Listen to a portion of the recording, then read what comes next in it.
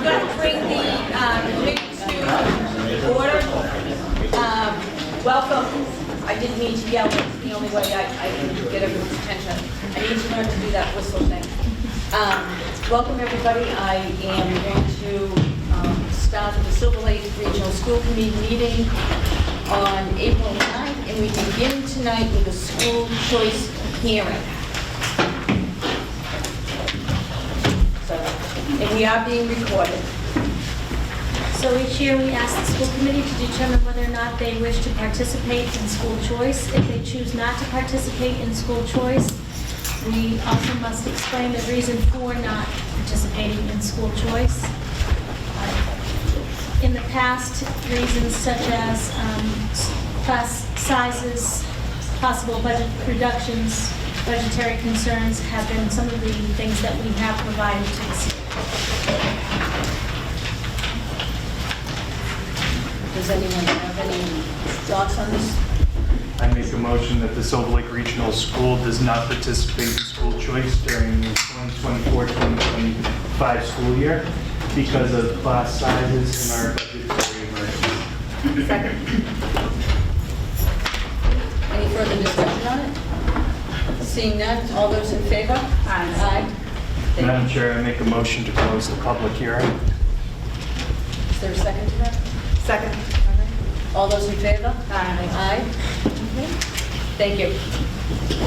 Okay. Public participation. If anybody would like to address the committee, I would ask you to stand, give your name and the town that you're from. If you're a teacher, just acknowledge yourself as a staff member. Would anyone like to publicly address the committee at this time? My name is George Egan. I'm from Kingston, 131 Country Club Way. Do I do this from here? Yeah, wherever you're Okay. comfortable. All right. So I spoke last week at the school committee meeting in Kingston regarding the talks about school budget cuts and the question of laying off teachers and possibly paraprofessionals because we need to make up for this. I don't know if it was a mishandling of funds or what exactly the issue was. And I have a few points that I'd like to make tonight. One, that I'm totally against that. I mean, getting rid of teacher positions, especially in light of something that came out this week that I'm sure the school committees probably know about, but we as the public haven't been told about until this week. There was a video that came out about some incidents that have happened at the elementary school and possibly the intermediate school regarding some assaults by some of the migrant students. Not that I'm picking anything out, it's not a racially thing, but something had happened where a student was, in 2022, was in the bathroom at the elementary school, and she was in a stall, and one of the students that were, I think, in her kindergarten classroom also went into the bathroom.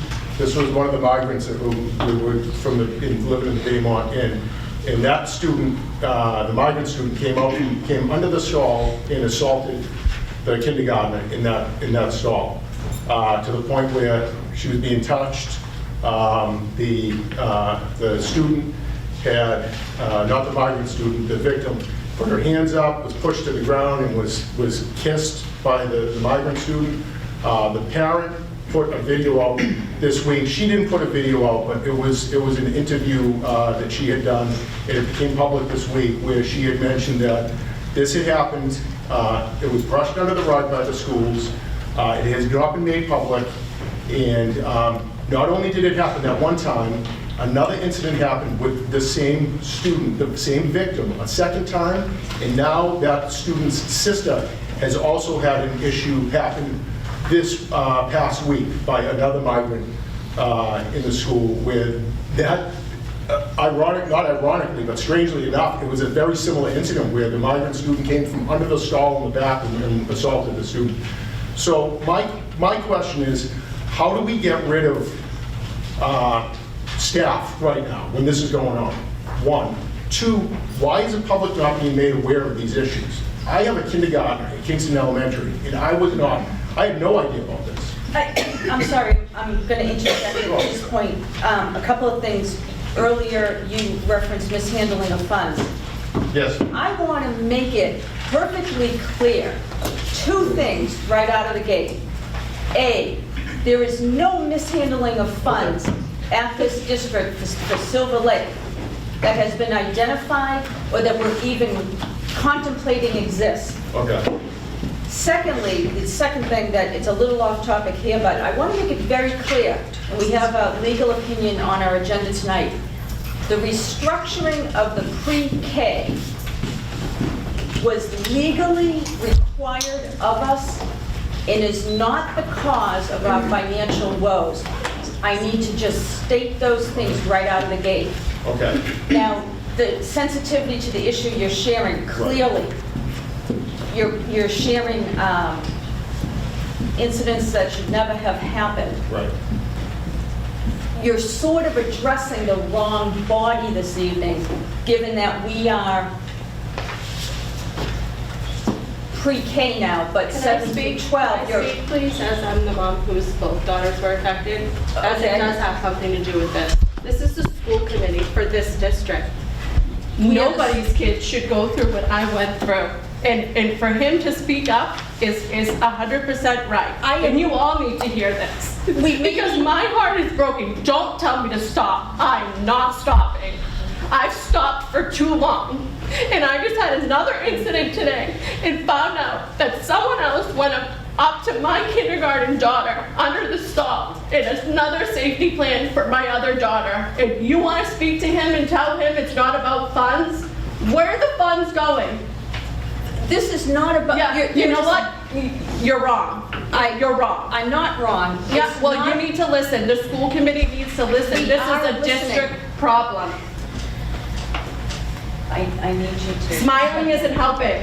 It's not funny. So if I may, this is, I think what the chair is trying to say is this is Silver Lake Regional School Committee. Yeah, it's the same thing. It's a district issue. It's a district. It's We are- happening all throughout. We are four separate districts, and if you have a concern with how this was handled in Kingston, it needs to be addressed with the Kingston Committee. I think that's all that she's trying to say. Yeah, okay. That's Sure. what I was trying to Okay. get to. Okay, sure. Well, I apologize that I don't know the difference Yeah, and I don't between these different, either. between these Sorry, different sorry. committees. It's not really very clear.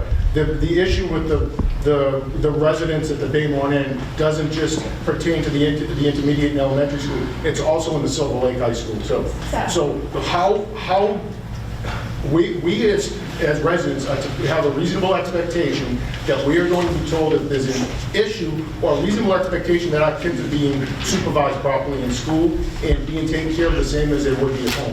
So if these issues are happening at the high school level too, which my son goes to Silver Lake High School, and I've heard stories too of issues here. Why is it that other students besides the migrant students are being pushed if there's a behavior issue to go to the Reed School or whatever it is in Middleborough, but these other students are not? This poor family, the perpetrator of the original incident, is still in that school, in classes to this day. My 2 doors down. Tell me why that's Right. okay. And she went after her again a second time. Tell me why that's okay. Does anyone want to speak to that? There's a safety plan in place. The safety plan didn't work. I have another son that's supposed to be entering the school system in the fall. So again, I'm not sure if you're speaking to Kingston schools or if you're talking to Silver Lake schools, but the reality is regardless of whether or not it's a Kingston school or a Silver Lake school, we don't share private student information. That's not allowable. Just as if one of your children had private information, we wouldn't share that publicly. So disciplinary issues are in fact private and are handled according to our handbook, code of conduct, and state law. Okay, here's a question. And where is the line, like if a student brings a gun to school and assaults or a knife and assaults a student, we're made aware, especially if it's a student from Kingston, not a migrant student, we're made aware immediately that there was an incident at the school's on lockdown, this and that. When were we ever made aware of sexual assault in any of the, now you're the superintendent of the schools, so you can answer both schools. When we made aware of any of these incidents that were happening, not only one incident, but now 3 incidents, and that's all that I'm aware of. This incident was appropriately handled and reported. I disagree. No. I disagree. That's not true. And, you know, and I just, and I'll end it with this. It's came to light this week. It's now on social media today, and it's going to be a bigger deal. I promise you that. Okay? My daughter goes to school there, and it's going to be a bigger deal. If we have to pull our kids from the school and put them in a private school because this stuff is happening, this is what we have to do to protect our kids, because the schools are not protecting our kids right now. That's my personal feeling. So this is not the end of it. Thank you.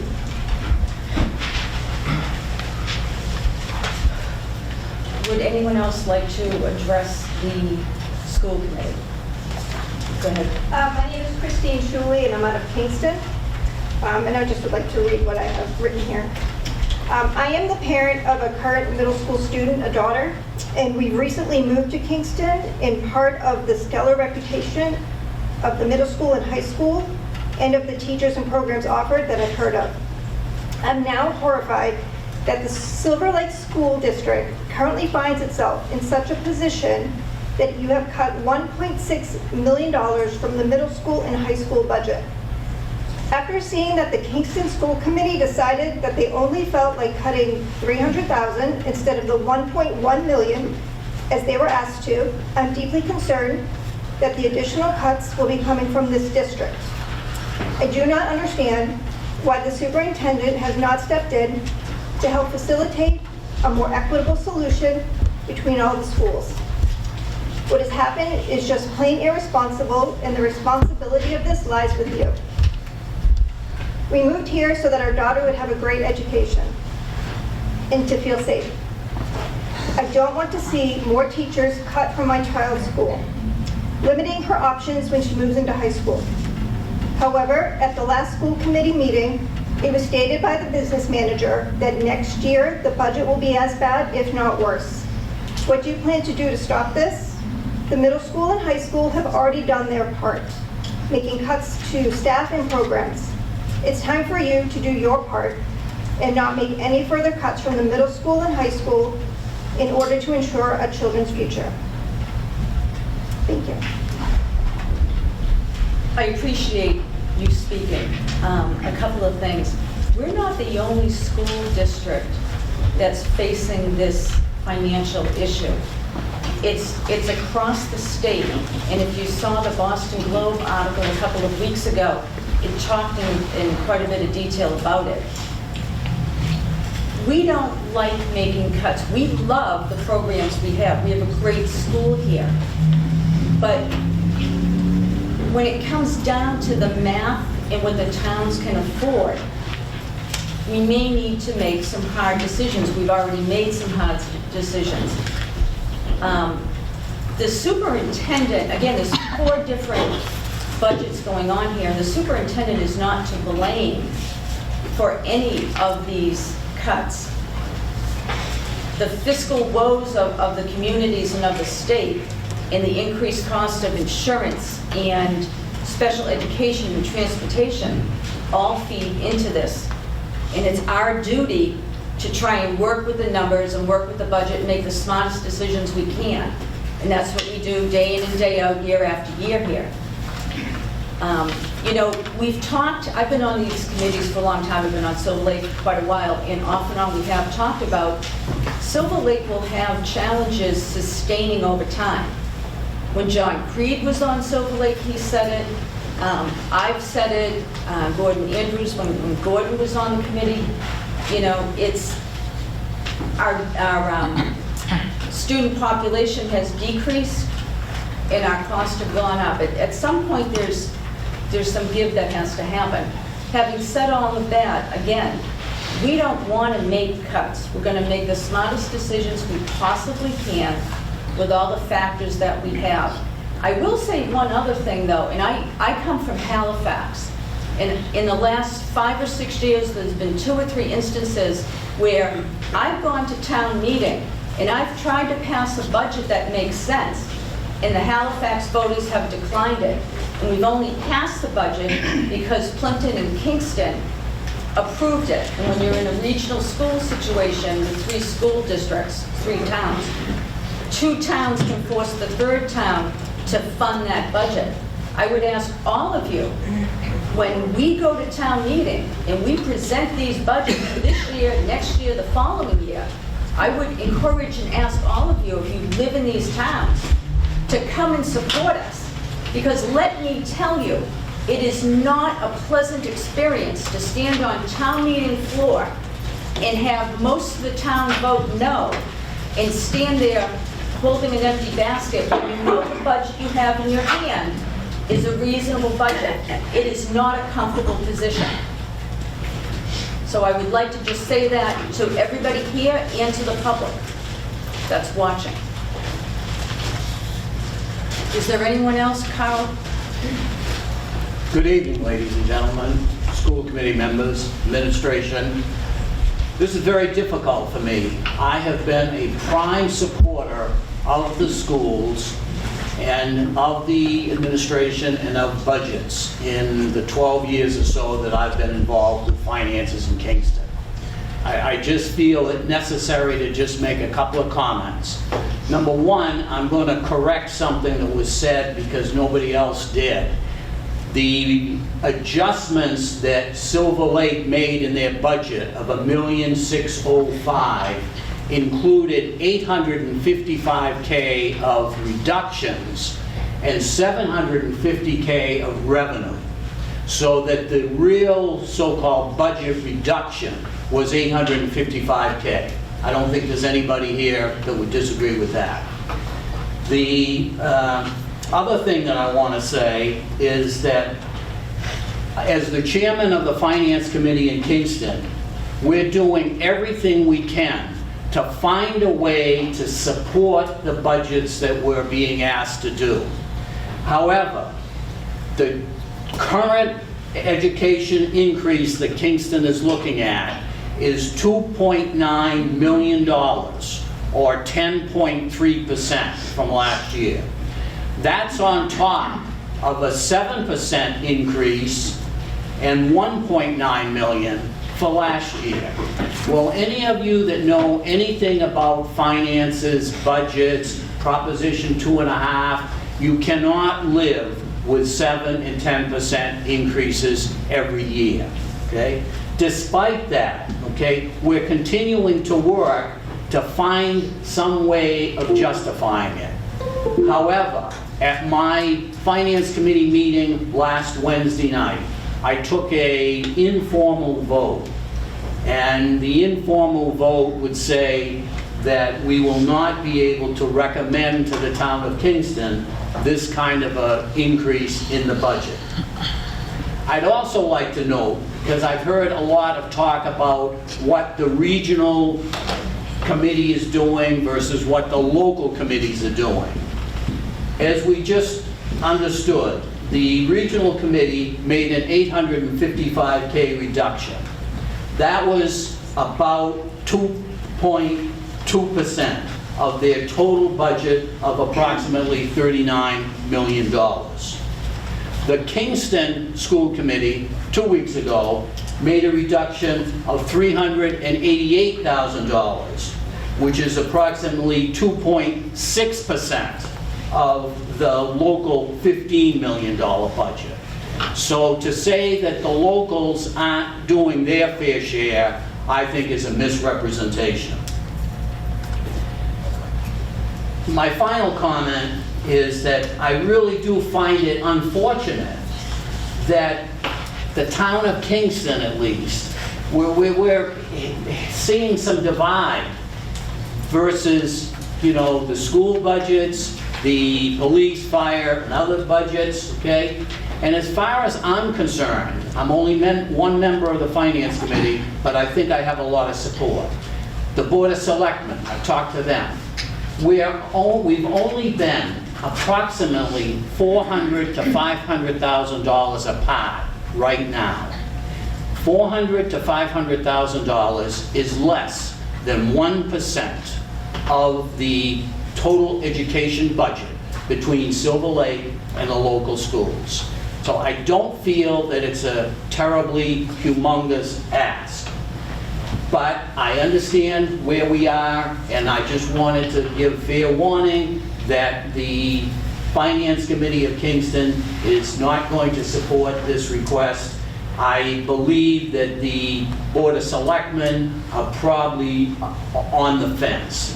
That I've talked to a couple of those people. I think you're going to end up with a 3-2 vote, either in favor of the budget or against it, similar to the way the local school committee was 3-2 in favor of the budget, okay? I'd like to personally invite everybody on this school committee and anybody in the school administration who would like to come to the Kingston Finance Committee meeting next Wednesday night to speak up, to make your comments, to do whatever you think is right. We certainly will make time for you. Okay? My final comment is that rest assured that the town administration in Kingston, the Board of Selectmen in Kingston, the Finance Committee in Kingston intends to continue to support the schools, the education, the administrators, the teachers, that everybody that we can within reasonable budget limitations to provide the best education that we can for the residents and their children of the town of Kingston. Thank you. Thanks, Phil. I think there was another person over here. Yes, ma'am. Caitlin Hutchinson, 47 Three Rivers Drive. As I spoke earlier after George spoke out of turn, I apologize. I think my emotions got the best of me You considering owe us no apology what whatsoever. my None. family's been through. But as he just spoke about the budget, which I was at the meeting a couple weeks ago, and I bit my tongue the entire time because I didn't feel confident enough to stand up in a room like this and share my story. But you talk about, you know, the budget and where the money is going. Where is the money going? Who's paying for these immigrants that are getting put ahead of our kids day to day to day? You spoke last week at the meeting that if the school administration loses a student, we pay money for that. You're probably gonna lose my kids unless someone's gonna help me give justice. This isn't political. This is justice for my little kids that are just coming to get an education. This isn't for my kids. This is for all the people who are here tonight who have kids. School should be a safe environment. Nobody should be sexually assaulted, touched, pushed under the rug, not spoken, nobody calling me and letting me know what happened to my kindergartner. I went through enough with my second grader, and now this? Where are all those funds, that money that you're getting from the state, the money that the school's getting for these immigrants? Why? I was at the Plymouth Coalition for the Homeless the week before this happened to my daughter to supply them with clothes, with toys, with whatever they needed, and then this happened the week after. What are you going to do as a school committee? Again, this is a district issue, district-wide.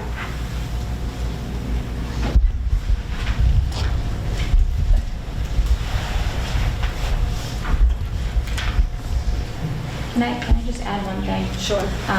Carrie McRae, I'm actually from Bourne. And one thing that Caitlin didn't mention, and obviously she's very emotional, but this spoke volumes to me, is what is the procedure? So when you have an incident that needs to be investigated, that is brought to your attention, what is the time frame that is supposed to be brought to the parent? Because today, when I was speaking with Caitlin, it's when she found out, after she called the school and talked to the school and said, this is what my other daughter mentioned to me over the weekend. She got the paperwork with a safety plan, which, as she already spoke to, the other safety plan really wasn't very effective. And as I was reading through it, the incident that she found out about from her daughter on Sunday happened on January 26th of 2024. The only reason she found out, the only way she found out as a parent, was from her 5-year-old daughter who brought it up to her on Sunday. When she reached out to the vice principal and the principal, they said they had no idea about it. They heard nothing. So the question is, what is the procedure here when somebody brings something of this nature, of a boy going under and looking under the stalls of a young girl that's in the bathroom? What is that time frame? Because I know with DCF and things like that, if there's an incident, it needs to be reported in 24 hours. What you're going here tonight appears to be on the surface of Kingston. And you're the superintendent of Kingston, are you not? Yes, I am, but this is a Silver Lake School Committee. We also have a Title IX coordinator. We follow Title IX process. We follow investigations. Again, the responsibility, once reported, is for us to investigate, to notify the parents Within what time frame? as soon as they know. So why were they not notified on January 26th? You just told me that they didn't know it happened on January 26th. No, it was reported on January 26th. Nobody called the mother and the father. The only reason why it is now exposed is because their 5-year-old daughter told them on Sunday. And then it was confirmed that they've been investigating it for 3.5 months. Okay, I, at this point, need to ask you to pursue this discussion with the administration, and if you like as well, with the Kingston School Committee. I do need to, I am sympathetic, and I understand your frustration. Administration is responsible for the entire district. This committee here is not, and I need to move forward with this committee's business this evening. And I understand that, but just remember, this is the high school here. And if we don't deal with it now, while they're in the elementary and the middle school, these same conversations are going to be heard here. I'm not suggesting it's not dealt with. I'm suggesting it needs to be discussed with the right participants, the right audience. And this group right here this evening is not that audience. So I'm going to leave it with Jill and Ryan to ensure that they get back with you. We have some committee members who are also Kingston Elementary Committee members. Yep. So they obviously have heard the discussion and will be prepared for any further discussion at the Kingston Elementary level. Fair enough. Madam Chair, if I could. Go ahead, John. Thank you. Good evening, everyone. John Lay, I'm the president of the Silver Lake Education Association. First, I just want to thank Carl for such a clear explanation of the financials as Kingston sees it. You know, I've been following this all pretty closely, and that's the first time I heard it explained that it's the $855,000 in cuts and the $750,000 in revenue, so I appreciate that.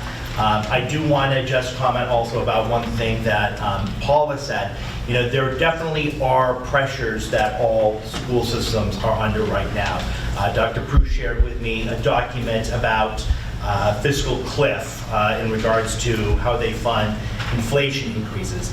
But the amount of cuts that we're having to entertain now in our budget, this is not something that is going on everywhere. So that is certainly a piece of it. But to say that there are not decisions that are being made in our district that are leading to this problem, I don't think I would agree with that. I did go to some of the elementary school meetings, and a lot of people talked about the cuts and the harm that the cuts would do, and asked the committees not to cut crucial staff. I'm glad that the elementary schools were able to avoid the worst of the cuts, but I am afraid, as some people have already talked about, that might mean that we're going to see more here than we already have. So the process this year has been very troubling to me. I've been a teacher at Silver Lake for almost 20 years and watched a lot of these budgets, and I can't remember anything like this. We didn't even know about these major fiscal issues until the meeting with the public budget hearing in February. There's confusion about what's causing them. At first, it was kind of implied it was because of that reorganization. Now it's become clear that the reorganization is not what's leading the charge. And the conflict, as we've heard about tonight, between the different schools and who is going to cut what. Tiered cuts were presented for the secondary level back in February for the middle school and high school, but it looks like completely different cuts are going to be presented today. I'm bothered by the fact that the school committee took a vote on a number to cut without having a robust discussion of what exactly those numbers were going to be, meaning they cut. And I haven't heard anyone in any of the meetings talk about how we're going to prevent these issues going forward. It was already mentioned that these issues are expected to perhaps continue. And so I think it's vital that we know exactly what's causing it and not get tunnel vision and think it might be about one particular issue like reduced state aid, but instead to really delve into what all the issues are. I think we owe it to our students to do everything we can not to let this happen next year. And that might mean we need to move in a new direction. You know, when you're in a hole, stop digging. One of the things I saw, and it's come up tonight in a lot of different ways, is the inefficiency of this four-town model, where the different school committees are all separate.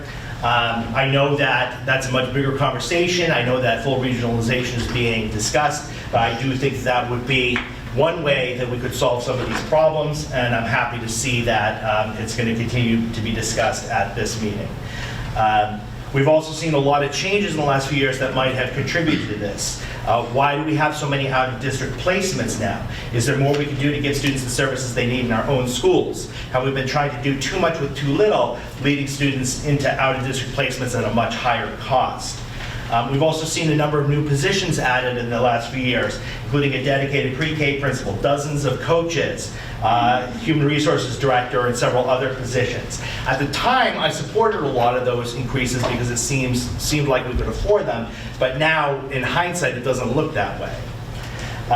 We've also had a number of new initiatives, such as unleveling high school classes. Is that really working the way it was supposed to, or is that contributing to not getting the kind of specific attention kids need, and then causing more students to need more services than they're going to get in that now combined classroom? Sadly, I do think it's too late to fix this budget. This committee has a very difficult task of trying to decide how to make do with insufficient funding. I trust that you will all do the very best to make those tough choices, and I appreciate too that you're considering the union's suggestions for cost-cutting measures. Once we're through this budget, though, I am asking the committee to dig into the root causes and really try to figure out how we can avoid this for next year. SLEA is willing to assist with this any way we can. I cannot and do not believe that this is beyond our control and that there's nothing we can do. Thank you. Thank you. John, I do want to just thank you. You referenced the brainstorming activity that you and the SLEA did. You went above and beyond to try and assist us with ideas, and in all honesty, if we consider some, we don't consider others, what have you, we all truly appreciate the efforts that were put in. So thank you. Thank you. Would anyone else like to make any kind of comment or statement? I just have a general question. After you go through this budget, but you did the Kingston committee did the same thing, are we able to ask questions? I can't remember from the Kingston one, based off what we're seeing. I am going to limit, I will allow some questions. This is not a budget hearing, and I'm not going to turn this into a budget hearing. So if you have a specific question, About a line item, say there was an enrollment number, we had a specific question about that, or I don't know. I'm sorry? If we had a specific question though about something we were seeing up here, we couldn't ask as far as. You can raise your hand and ask it. I'm not going to turn it into a big budget debate. Okay. This is not a public hearing on the budget. This committee needs to make some decisions tonight, and we're going to do it with answering questions, etc., but I'm not going to have a public debate. Okay. And is this going to be available This is on the website. on the Silver Lake website? Yeah. Okay. Tomorrow? Sure, since it did come up. Sure, I'd like to address leveling, or unleveling, as it's been described. You may recall that the union and school committee have been reminded of why some levels needed to be collapsed at the high school and middle school levels. The first time this was addressed through my entry findings, which were publicly delivered in 2020. The second time was when I presented the district improvement plan after the principals and coordinators developed a plan to address special education inclusion ratios. It has been questioned at 2 other school committee meetings, and I have responded publicly to those inquiries as well. Most recently, I addressed the entire staff on our opening day this year. Due to the number of levels at the high school in particular, but the middle school as well, some students were being denied an inclusive classroom setting as guaranteed by their IEP. Students were being placed in CP2 level classes, College Prep 2, that were predominantly special education. When the majority of students have an IEP in a class, it is not an inclusive opportunity, and in some cases, it created a substantially separate classroom. This denies students the least restrictive environment under special education law. This denies students of their educational rights. We still provide substantially separate settings for students who require this type of educational setting. We did not eliminate all levels. We collapsed some sections of CP1 and CP2 to provide more appropriate and legal settings for our students. We also still provide honors and AP classes. In terms of professional development provided to staff, I will provide you with a partial list. All staff have been required to take a course on effective strategies through RBT within their first 3 years per contract. This is paid for by the districts. This is provided on a biannual basis and can also be taken annually in any school district. All staff have been working by department on curriculum development using backwards design approach to better align grade expectations with state standards for all students. This has been being done since 2019 annually. We have provided UDL training with Katie Novak in 2022. Kelly Mertens joined us in 2022 on effective instructional practices and on effective inclusive instructional practices. Dr. Teresa Sullivan provided us with strategies on how to meet students' unique needs also in 2022.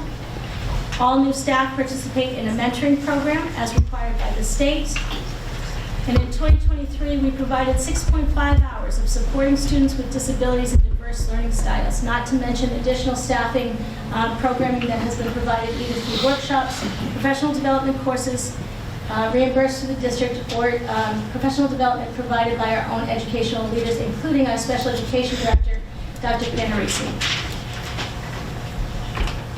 Thank you for the clarification. Madam Chair, I don't want to debate the superintendent in public, but I feel like I should respond. I'm not going to allow it right now. I feel that the commission John, should know the opinion I of am not the going to allow it union right membership. now. I'm not going to allow it Would right anyone now. on the committee like to let me say it? We're going to move forward. I don't think that's fair, Madam Chair. We can take this topic It up isn't the another public time. participation portion of it. It is, and I can close it, and I'm going to close it. It is 20 minutes of 7. I'm going to close public participation. All right, well, there was a lot of Move on. untruths said. I'm happy to put this on a future agenda. It wouldn't take but a minute, and I thought you could I'm consider my not, opinion. But I'm not you're- going to. I understand. John. I understand. Thank you. Okay, folks, approval of minutes. Motion to accept the minutes from our March 7th and March 22nd meeting. Second. Okay, any further discussion? Seeing none, all those in favor? Aye. Thanks. Madam Chair, Yes, I'd like to take an item out of order. please.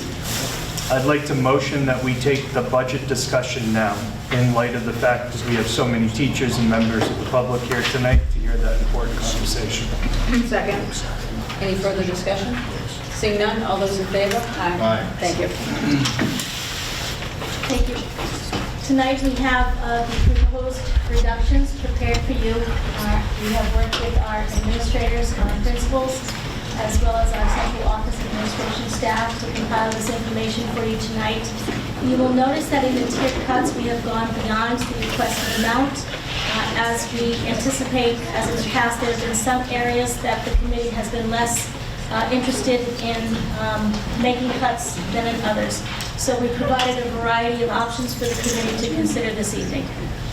I'm going to ask that the chair recognize our business director, Sarah Hickey. Thank you, Superintendent Pruitt. So the Silver Lake proposed version 6 budget of $40,624,058.53 required a reduction of $855,000 as voted by the Silver Lake Regional School Committee on March 22nd, 2024.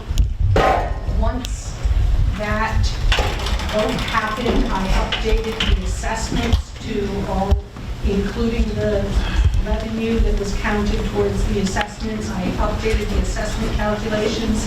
So the assessment for Halifax for FY25 is $8,615,217.71. The assessment for Kingston is $16,754,111.49, and the assessment for Plimpton is $3,304,885.30. Point of order. Can we go back to that for a moment, Sarah? Yes. Or the updated slide? Just point of order. My good friend from Kingston, Carl White, earlier tonight, mentioned his perspective on some of these numbers. Part of the reason why I'm as diligent with numbers as I am today as a school committee member is because of being a Carl's president so many years. So, with no due disrespect, Carl, I just want to note how close the assessments to our three towns, their local budgets are. There is not much space between what we pay locally for education and what we pay at Silver Lake for education. So I just wanted to note that at this point. Thank you. Thank you, sir. I can't see it because of the sun.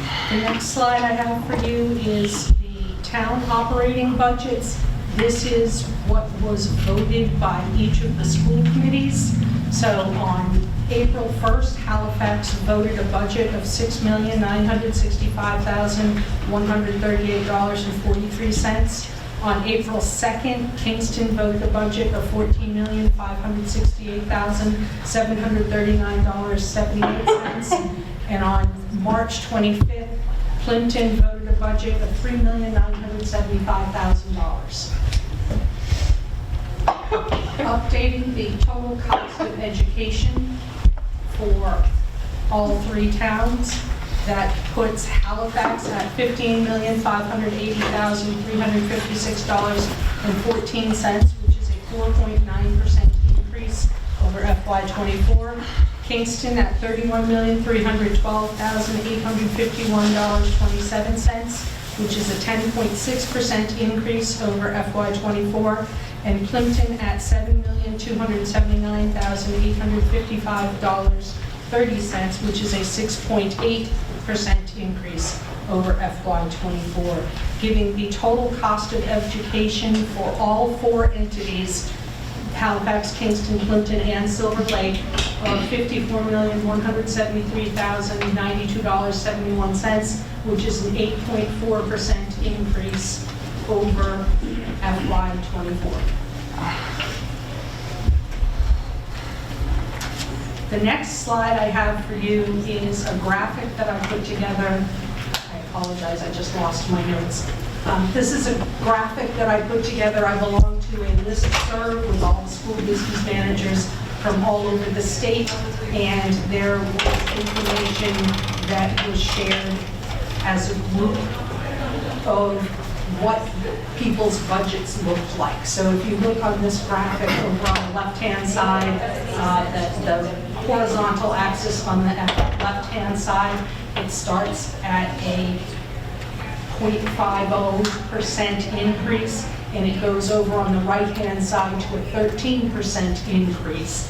The mean in the middle with the arrow of 5.1% increase. So out of the over 100 local educational associations that responded to the survey, the mean was 5.1% increase of FY25 over FY24. And you can see the arrow on the right-hand side. I have the Silver Lake and Union 31 at an 8.4% increase. So you can see the comparison to where we are with the rest of the group. I would also like to share with the committee that in the comments section from all of the school business managers that responded to this, there were comments about things like the town is using significant one-time revenue, or includes 20 FTE full-time equivalent reductions. If the override does not pass, then another 66 FTE will be reduced. Eliminating 33 positions, using $500K of E&D, will need to cut $3 million if override fails, and other comments like using 50% of certified E and D. So all of the people that responded to this survey, and again, over 100 local education associations, were all commenting about how we're doing reductions from a level service budget. So I felt it was important to include this for you so you can see where we are right now at this point in time. But understandably, a lot of towns are going to the polls, and this is something that is going to change over time, and I will keep you posted.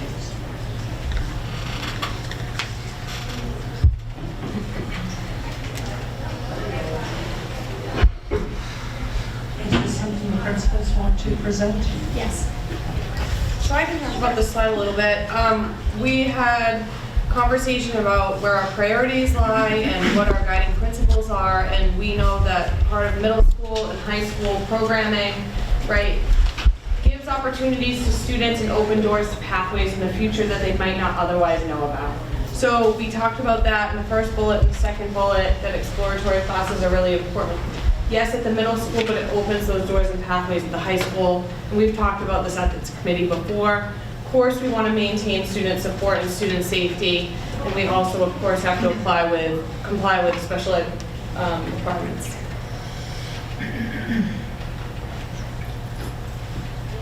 Next slide. Yep. So I'm going to speak to the overall, I'm going to speak to two of these slides for reductions. So this is a group that we grouped, this is a list that we grouped together as district-wide concerns. So the Silver Lake Regional School District proposed reductions. We have a Tier 1 proposed reduction for transportation and technology. The middle school, high school late bus would be reduced by 1 day for a savings of $11,732. The technology department proposed a $1,500 reduction in technology to pre-K, a $29,920 reduction in technology for the middle school, and a $36,190 reduction in technology for the high school, for a total of $79,342. Sarah, can I ask a question? Yes. How many days does that leave the late bus running? 2? So the question, Madam Chair. On the printouts of the tiered cuts, it had abbreviated technology as tech. Am I okay assuming that whenever I see the word tech on my list, it is not a personnel? It's not personnel. Okay, thank you. So we're talking devices and Programs, subscriptions. programs and subscriptions and networking, wires, and all the beauty that is tech. Thank you very much. Point of order. Is now the time that, since I see the food service director up there, since we took the budget out of order, that we should discuss positions? We certainly can. I don't think Sarah's run through those reductions yet, but yes, agreed. So these are just proposals right now. Agreed, yeah. Tier 2 for Silver Lake Regional School District, again, technology and staffing. The tech director suggested an additional $5,700 in technology cuts to the pre-K, $17,500 in cuts to the middle school technology, and $15,000 in cuts to high school technology. We are going to realize approximately $40,000 in retirement savings. Since I saw you last, we've had 2 retirements, and there is a proposal to move the food service director to the revolving account for a $98,715 reduction. So the Tier 2 Silver Lake proposed reductions is $176,915 for a total of Tier 1 and Tier 2 of $256,257. Sarah, before you move on, do we want to talk about the food services? I think we need to see this full Okay. picture first. I think we're all pretty favorable with moving on that, but I You're prefer to over see everything everything first and Agreed. have a robust one. Understood. Thank you. The Silver Lake Integrated Preschool proposed reductions, a reduction of $2,500 in supplies and dues, and a reduction of $229,925 for out-of-district tuitions. Tier 2 would be a staffing decrease of one full-time equivalent of $65,000. So the Tier 1 reduction, $232,425. Tier 2 reduction, $65,000, gives a total of $297,425. For the integrated preschool, the proposed reductions, Tier 1 and Tier 2 impact. The one full-time equivalent teacher has no impact on teaching and learning. The IEP teams would use a data-driven process supplied by a student evaluations and progress monitoring system to determine the just right service level for each student. Currently, the model employs a 4-day-a-week, half-day preschool program model. A collaboratively proposed new program schedule uses a tiered approach to students' actual services and needs that will increase the number of available seats for students with disabilities in the integrated preschool program. The Question other- specific to this. Yeah, go ahead. And John, I just want to remind you that on March 14th, I did ask for every single one of those 12 positions that were in the 3 tiers specifically to ask if they were a reduction in force or retirement through attrition. And I I'm going remember there- well, Jason, thank you. And I'm going there right now. Sarah, as I'm reading through this, it looks like we've managed to find a way that this is the only actual position that's not a retirement or... This is a retirement. This is a retirement. Yes. Okay. I didn't see that on this sheet here. So, did we find a way to do this without laying off anybody? You mean the whole Yeah, package the that's whole being package that I'm presented? looking at. I think that's important for us to understand. Yes, that is the intent. Okay. Thank you. I appreciate it. Madam Chair, if I could just ask a brief Sure, John. question. Is this the model that the staff at the pre-K would then be teaching all day, every day? Is that, am I understanding that correctly, or no? No, John. Okay. They would still have Wednesdays as the Child Find Day, as Okay. we have now. And the staff at the preschool, actually this afternoon, were given 3 different types of schedules. One that was actually generated by somebody who's retiring, who's been with us for like 20-something years, what they used to do. It's just a little bit of a difference in the way that we run things. So instead of the children getting all 4 days, they might just get 2 days if they Okay, I just want to remind everyone on the committee that if we are looking at any changes, that it might have to be bargained if it affects the schedule. It sounds like the pre-K people might be on board with this, so that shouldn't be a problem. But I just, if you guys are going to vote for something, I want to make sure that we're not putting the cart before the horse. So, thank you. Understood. All.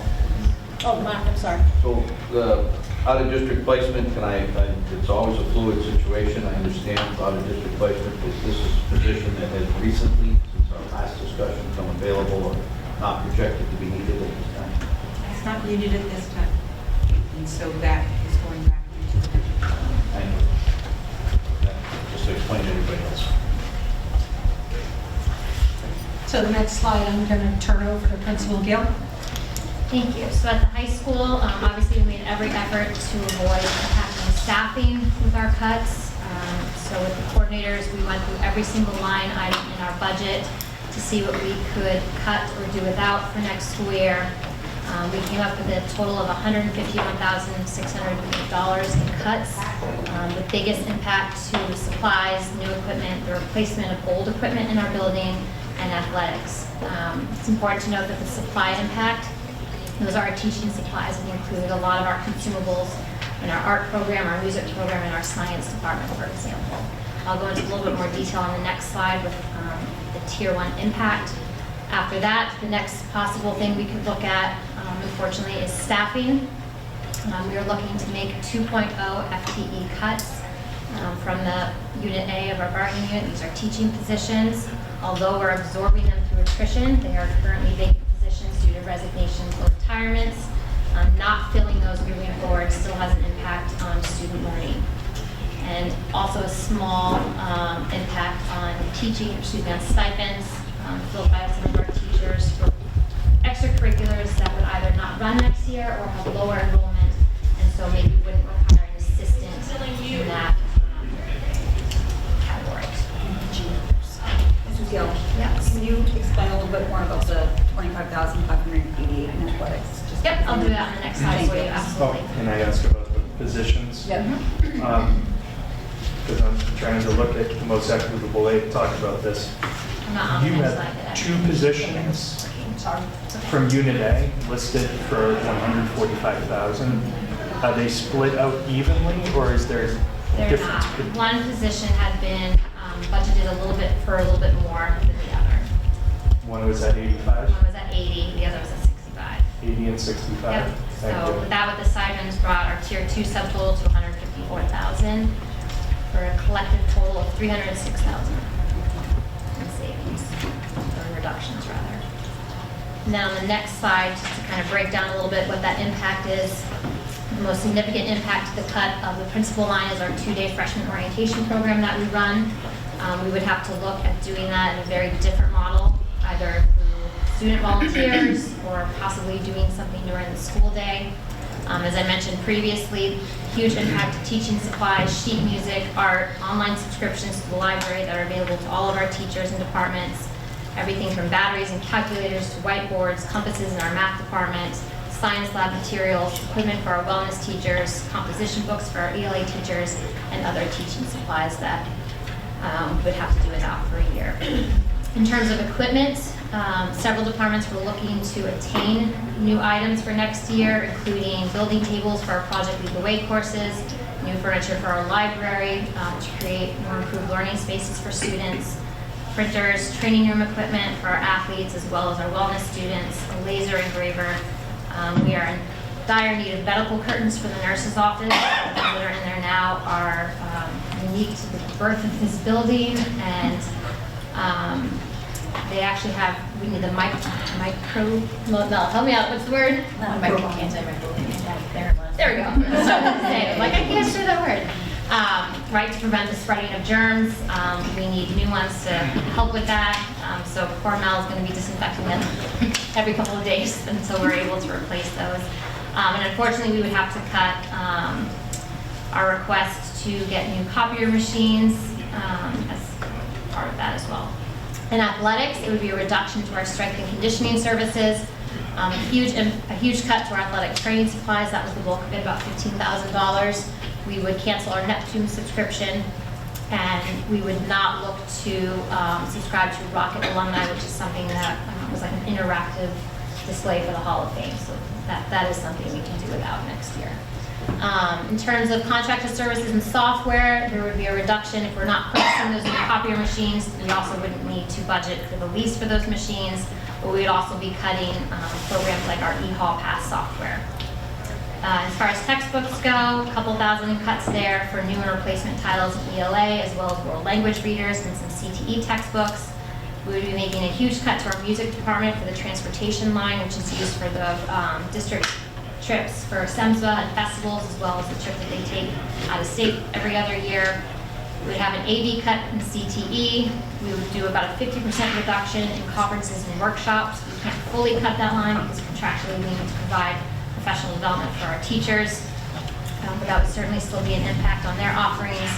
And then our guidance department, we would cut Rapport International Translation Services. We can offset that a little bit with some of the funding we get from the emergency shelter funding and the translation services that are provided, but it would also impact our ability to secure several guest speakers throughout the year. Next slide, please. In terms of the Tier 2 impact, again, it's not impacting in person because we are able to absorb these positions through attrition. However, not filling them means fewer supported classrooms, reduction of elective offerings, class sizes can go up. It's an increase to our special education liaison caseloads, And obviously, the fewer teachers we have, the more master schedule limitations that creates. With the select stipends that we would not be filling, those would be extracurricular positions with low or no student participation.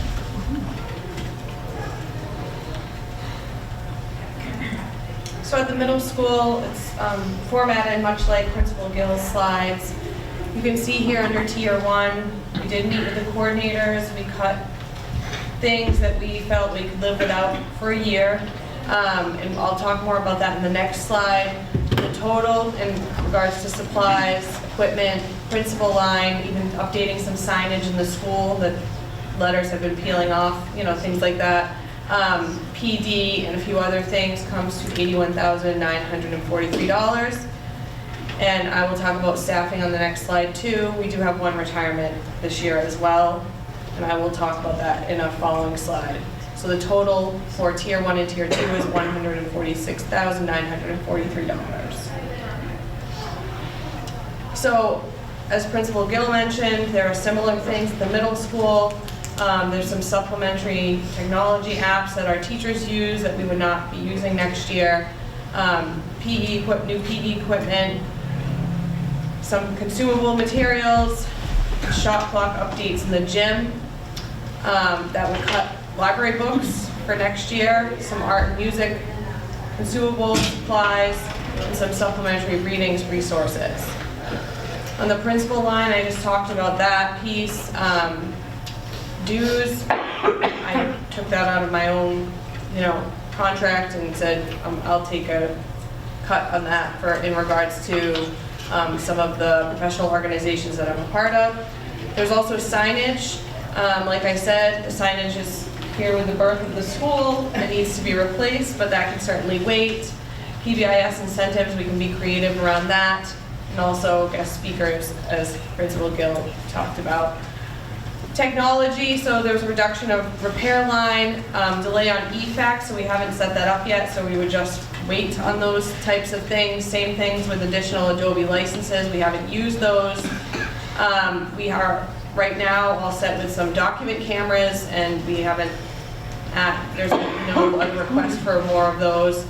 The reduction of Chromebook replacements, we have some available, and that might be a problem, but we're going to work with what we have, and we're going to limit future purchases of docking stations.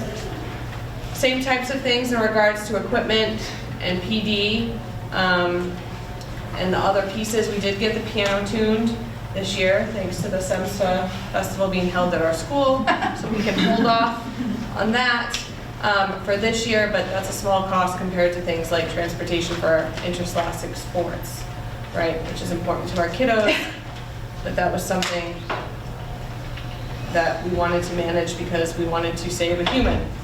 So on the next slide. I'm sorry, can I ask a question Yep. before you move on? A question and one comment.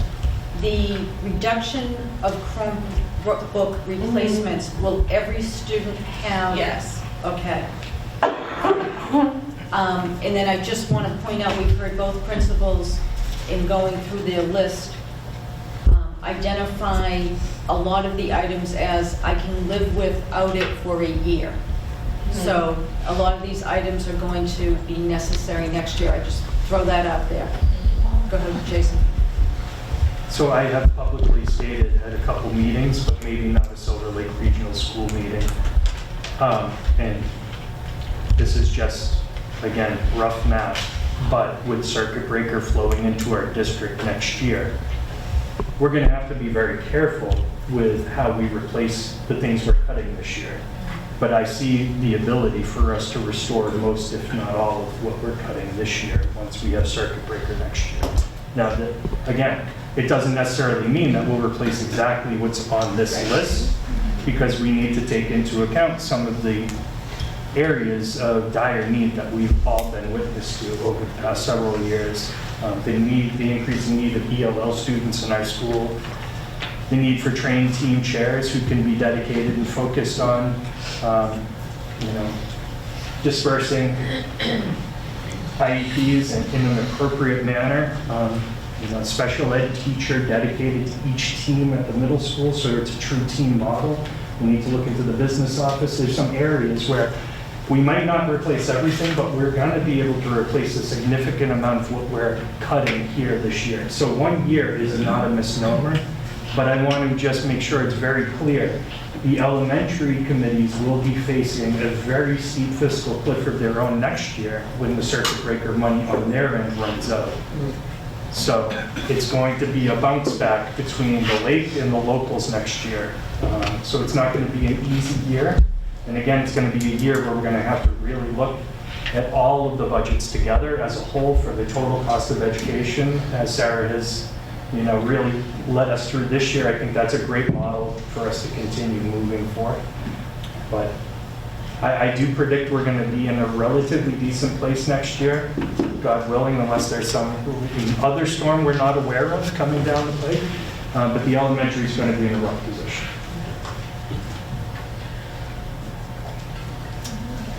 So as I talked at the last meeting, if you can just go to the next slide.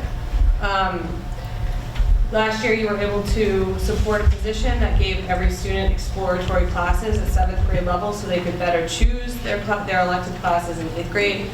A reduction of 1 FTE staff at this point would be a reduction of some of those courses or classes for 7th grade. Any further cuts, and I just want to be clear, any further cuts beyond this, staff-wise, is really going to reduce teaming and result in a reconfiguration of the entire middle school schedule because of how it's built and staffed. And I just want to be clear about that. Thank you. That's an important point. So the next slide is just a summary of everything that we've talked about in Tier 1 and Tier 2. The total for Tier 1 and Tier 2 is $1,633 in potential cuts. And this last slide was just a summary of everything that was on the previous slides to almost look at as sort of like a menu as you go through your discussion. What did you say the total was? The total that the administration came up with was $1,006,633 Okay. to choose from. Thank you. On the next slide, there's 3 numbers that I have highlighted in red. One is the retirement savings for Tier 1, the $40,000, that's a definite. The food service director is something that needs to be voted on. And then the out-of-district tuition, the $229,000, that is definite. Other than that, it's at We can have an informal vote, though, as part of this discussion, that we are going to move the food director, and then we could do that as the next item of business. So we don't take that item out of order. Okay. We could include it, and if the majority of us say, yes, we're going to include that, then the next move would be on the next line, we would take the official vote on the food service director to the revolve. Okay. Just to be clear.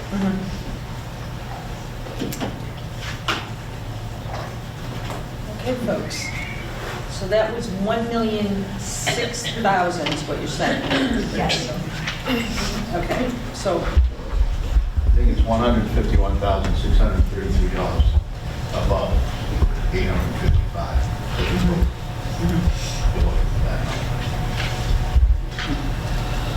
If we take it all.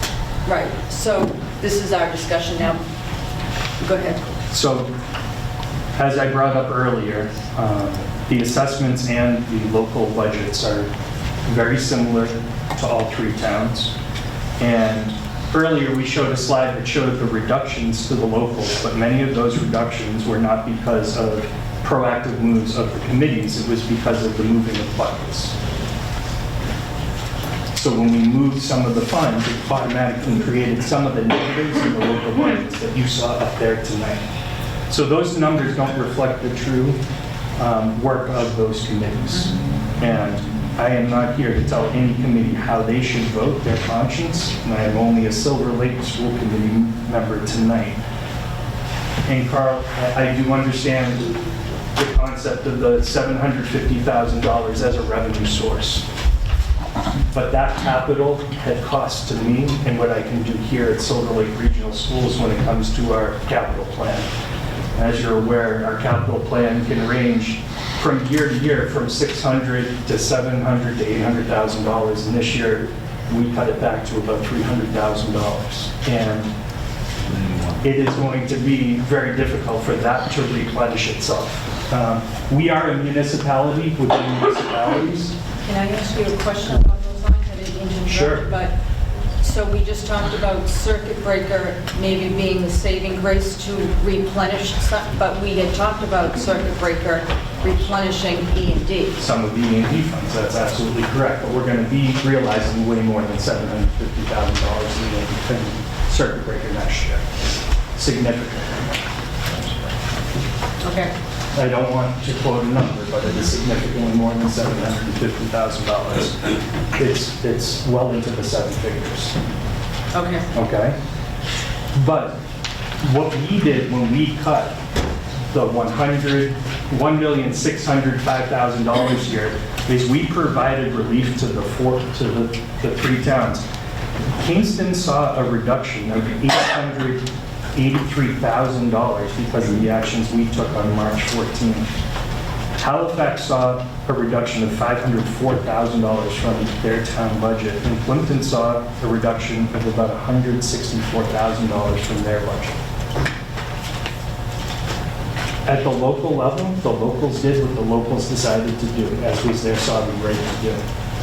I am very comfortable with the vote we've already taken for $855,000 in cuts here that have the least impact on the students.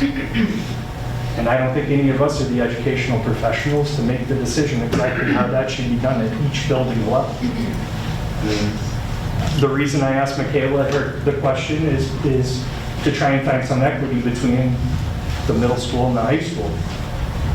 We've taken positions before, and you were on the committee too, about not eliminating that late bus because of equity issues for students who don't have parents who can pick them up. And do we even offer anything after school in those days when we don't have a late bus if it's not equitable for all students?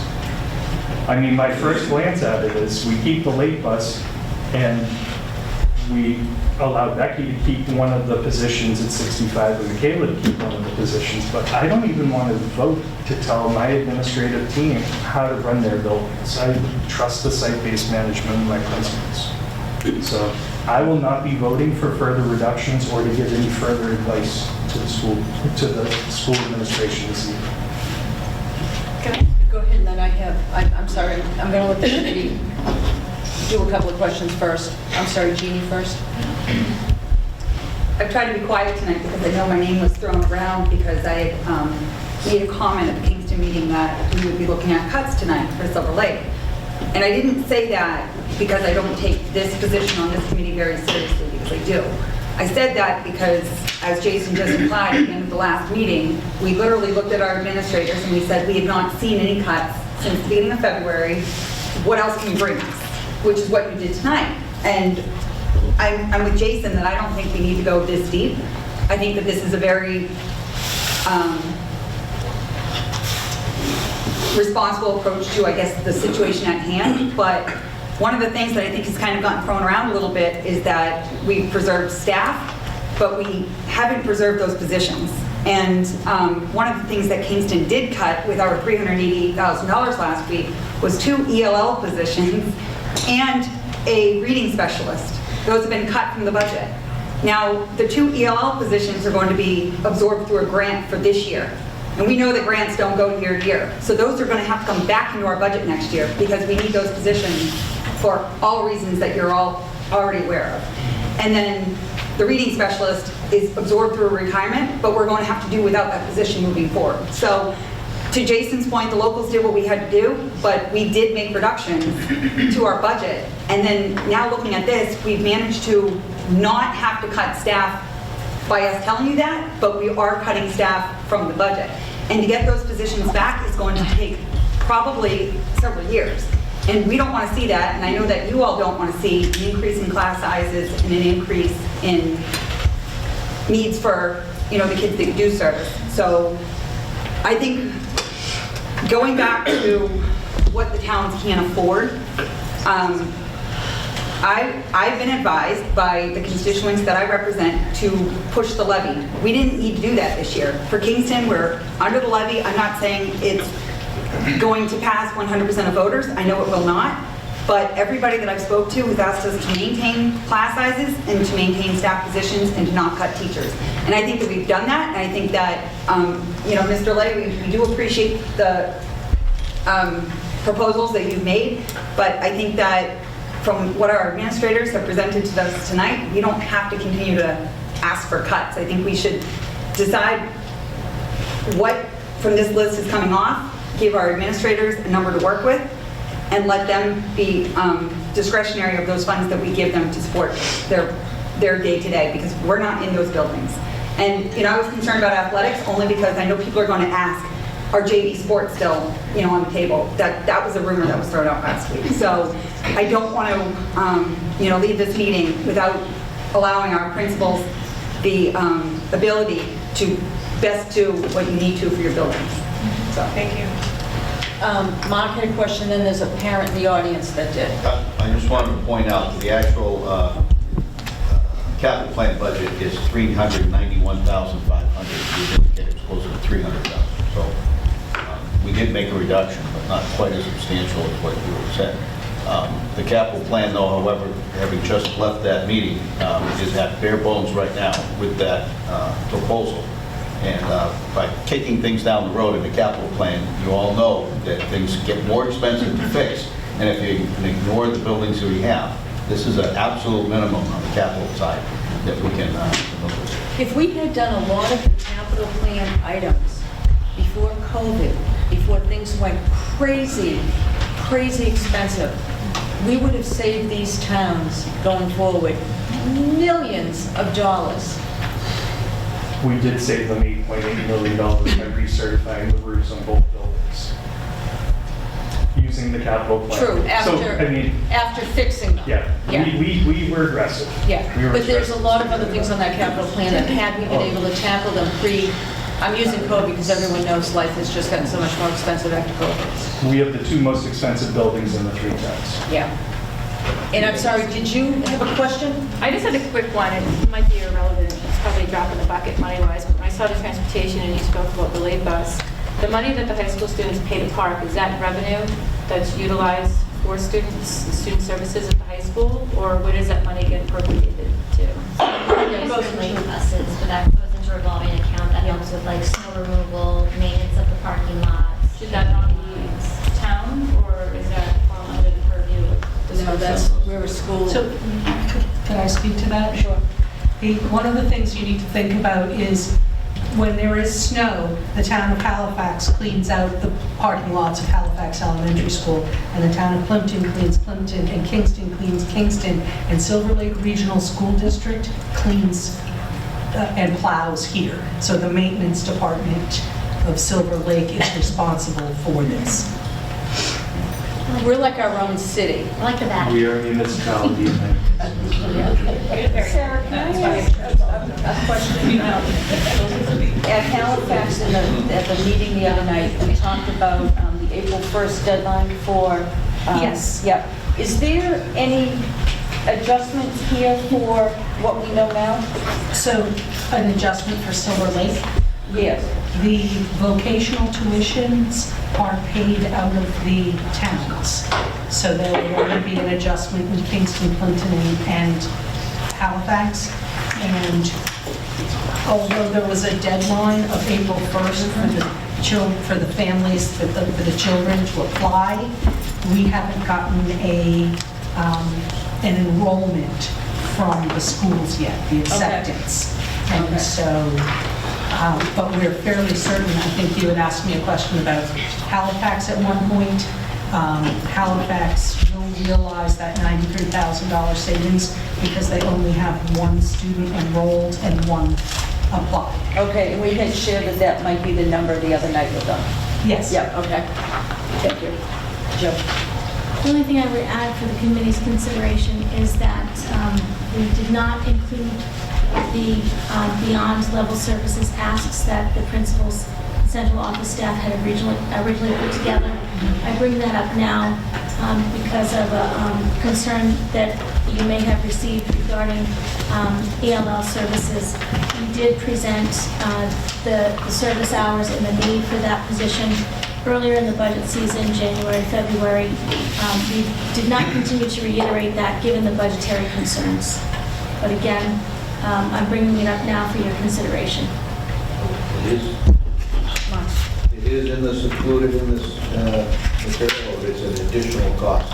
It would be an additional cost. And how much? $65,000 for a full-time teacher. Dr. Perkins, if that position is not approved, the budget, are those children that may need those services entitled to contractual services through ELL? There's a difference between recommended and required, and we had provided a slide over the recommended service hours that we would like to meet with the addition of an EL teacher. So you're bringing this up because in our consideration of what you've presented tonight. If that's going to be a consideration for the committee, it would have to be decided as part of this discussion. And we had not included those additional requests because of the position we are currently in. Right. But it was again brought to our attention today, and I thought I would bring it to you tonight.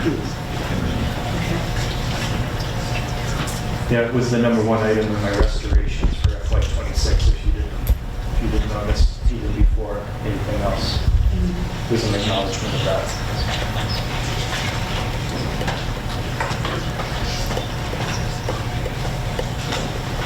Is it something that, given you've gone above the amount of reduction that we talked about at the last meeting, by $150,000, is it something we want to think about adding in because it's that necessary for this year?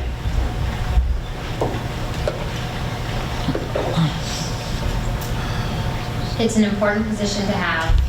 We run the risk of being out of compliance this year in the number of students we have and the teaching sections that they're required to have an EL teacher.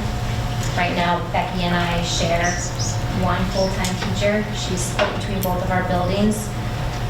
Our schedules aren't the same, and so in addition to it being a strain on the teacher running back and forth, the students at both of our schools are at a disservice because they don't have that support for the day. Mark? We're going to get into the weeds, the number of students that you're serving in each school, and we know what those numbers are approximately. And what I'm hearing is that this is an expense that if we don't put it in the budget, it's something that likely rears its head next year that you're going to have to fund anyway to meet legal requirements. Well, they're looking up the number. Sure. There's nothing to preclude the administration for including that ad in the $855,000 of cuts that we've already authorized. We would just have to take a vote to prioritize that and put it back in. As a line item. That all of these budgets are subject to moving line items and funds from each one to a certain extent. So, but we're not voting line by line. Correct. We're voting a bottom line number as far as I'm concerned. Absolutely. Yeah. I couldn't agree more. But I just mathematically, we've already approved a decrease in the budget of $855,000, and somewhere in the body of what's been presented tonight are what those cuts are going to be. If we're talking about this position being important enough to add back in, then we're making it 800 or 900 and somewhat thousand. Potential. That's one way to look. Yeah. It's not the only.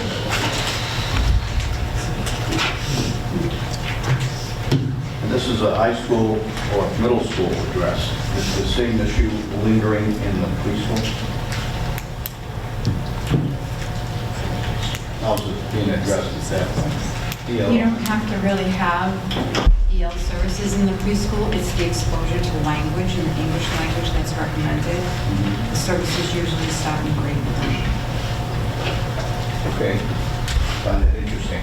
That we're waiting that long in our education process. Well, their language ability and to adapt and learning language is really ripe at that age. So they really can absorb a lot. Many of the students that have come in from Child Find actually are considered dual language learners because they understand pieces of English as well as their native language. We're seeing students at the secondary level who are entering our school system With that. at age 12, 13, 14 through 17, not the preschool age. Thank you. Paul? Go ahead. Straw poll on the intent of the committee to include Megan Aaron Holtz in the revolving account for food service. What Jason's asking is the discussion of moving food services salary into revolving. Contrary to my associate's argument against it originally. I was against it as well.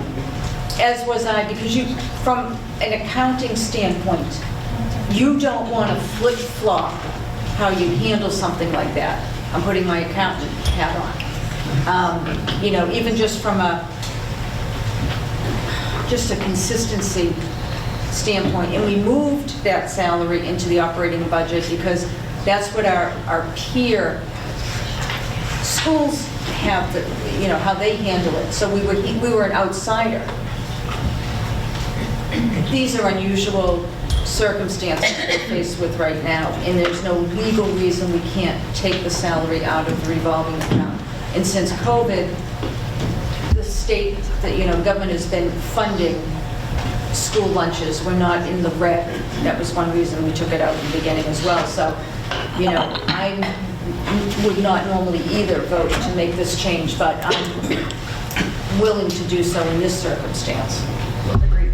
But we're aware of the fact that the funding could evaporate. It's now going to be paying, and for the folks in this room, we're advocating that what the proposal is to pay food service director out of revolving fund in lieu of out of budgeted fund. So if the revolving fund falls short with the funding, we don't have enough money to pay an employee. And that's a nutshell. I don't, she's going to correct one way or the other. No, not correct. Elaborate. But what we're doing here is we should make every effort to look at that revolving fund to make sure it has stable funding. And if fees need to be addressed that we can change, we need to look at that after this. But I'm just saying, all the work isn't done. If we're going to go back in with this, and I support this, we need to also make sure that we have a stable revolving going forward. That's all. If I could speak, the food service revolving account is actually funded by federal funds. Yes, state funds this year, but largely federal funds. And there are very specific requirements. So the food service revolving account can only have at most 3 months worth of supplies and salaries in it. And the reason why this suggestion came up is because there's currently more than what's allowable in the account. And I met with the food services director and we talked, and the normal thing is when you have an excess of money, you replace equipment. But the food service director explained to me that none of the equipment warrants replacement, that it would be just wasting money to replace something that didn't need to be replaced. So that's why we brought this to you. I'll motion to include in the services for next year an additional EL4 teacher for Silver Lake Regional High School, middle school, wherever you guys put it. Second. Any further discussion? All those in favor? Fine. Now I understand the math of that means that you need to put 65 on top of the 885. I do get that. But we were going to potentially replace 2 of those teachers anyway instead of going to the 1 million. Anyways, it's just a different teacher. It's like what we talked about already for next year. When we come back to the funds next year, it's not going to be a line-for-line replacement. We're going to be thoughtful and proactive with how we replace those funds next year. Do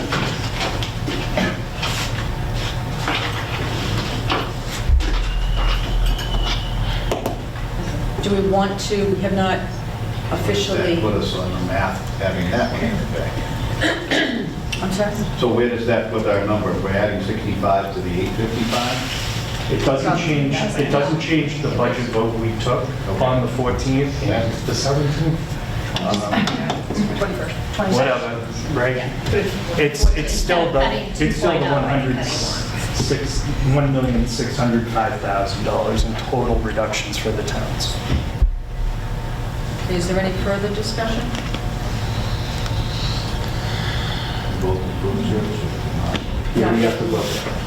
Do we have to vote these tiers separately? No, we don't vote them.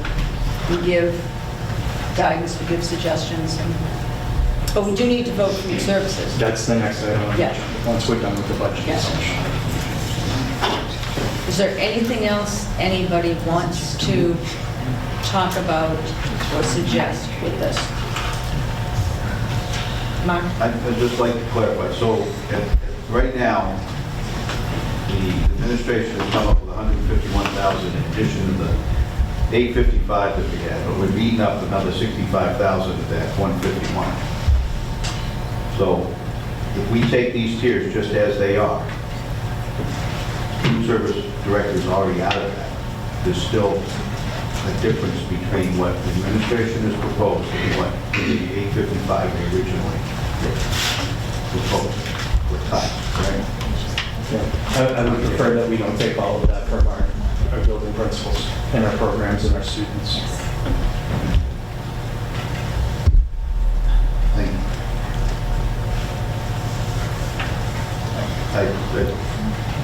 So what we're saying now is we're staying with the $855,000 reduction.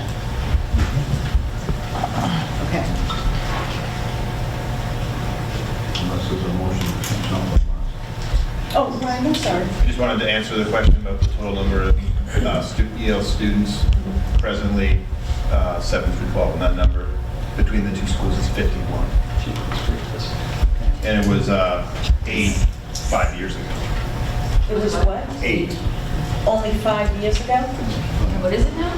51. And we also need to take into consideration what level they are as well, because that indicates how many hours of services they require. Yeah, not So- recommend. Recommend. The last calendar year data in front of me. If you go back to the preliminary budget presentation, Assistant Superintendent Lynch provided some estimated hours that would be required in addition to what we currently have. And I think Ms. Coleman referred to the use of the EL positions at the elementary school. Roughly, the percent of students who reside at the shelter and also require EL students is smaller at the secondary level. So it's more difficult. Those funds are provided by the state but have to be used for that express purpose of supporting students who reside at the emergency assistance shelter.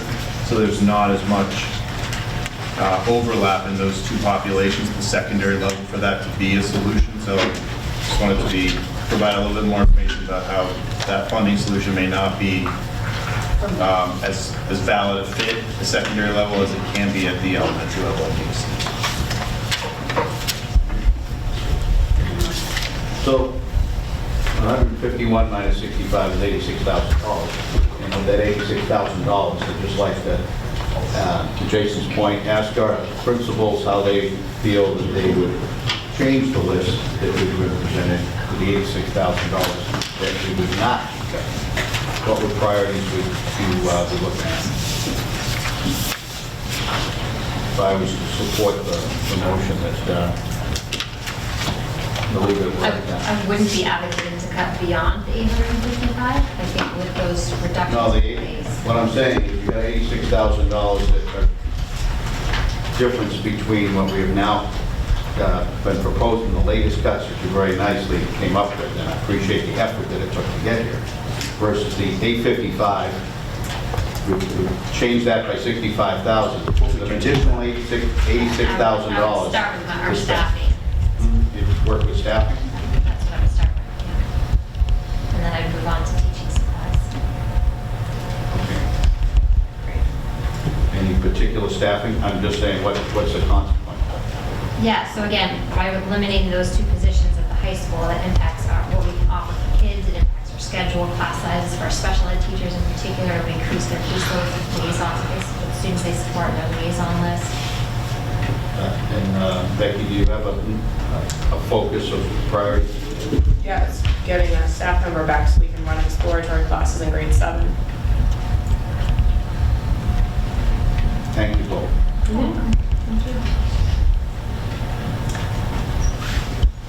Any further comments, questions?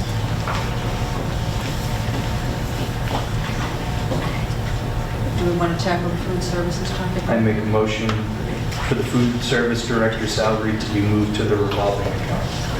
Second. Is there any further discussion or questions on that? Okay. All those in favor? Aye. Thank you. Madam Chair, could you take the legislative agent report out of order, please? Certainly. So I had the opportunity to meet with the legislative members of the House. They're going to be coming out with their version of the budget publicly on April 22nd. It's currently with the House Ways and Means Committee. I advocated for several positions for Silver Lake Regional School, Plimpton School Committee, and also the Massachusetts Association of School Committees. One of the items I was advocating for is fully funding the regional schools bill at $60 million. It's currently funded at $15 million. That would be a $45 million ask. That actually has direct implication here at Silver Lake because of Plimpton. Silver Lake receives $173,000 in rural aid. If this bill was passed, we would see over $500,000 in rural aid coming into our school district here. Plimpton receives substantially less, but it would still be a boon to our budget since $30,000 is about 1% of our budget in Plimpton. We were asking for an adjustment to the Chapter 70 inflation index.